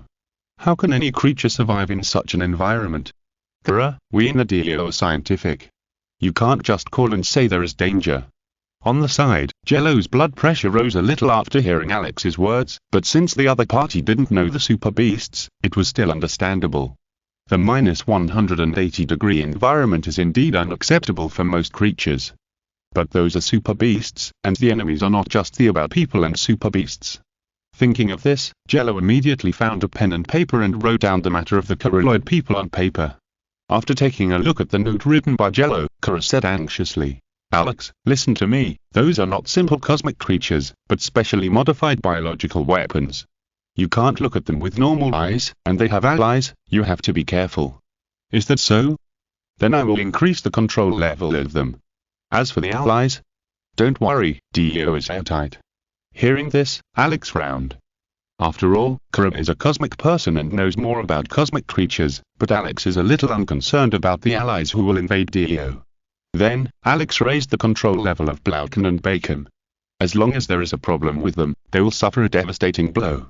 "I'll go and see later, you have to wait for me." After listening to Jello's description, Kara felt that Bacon and Blauken would not be controlled so easily.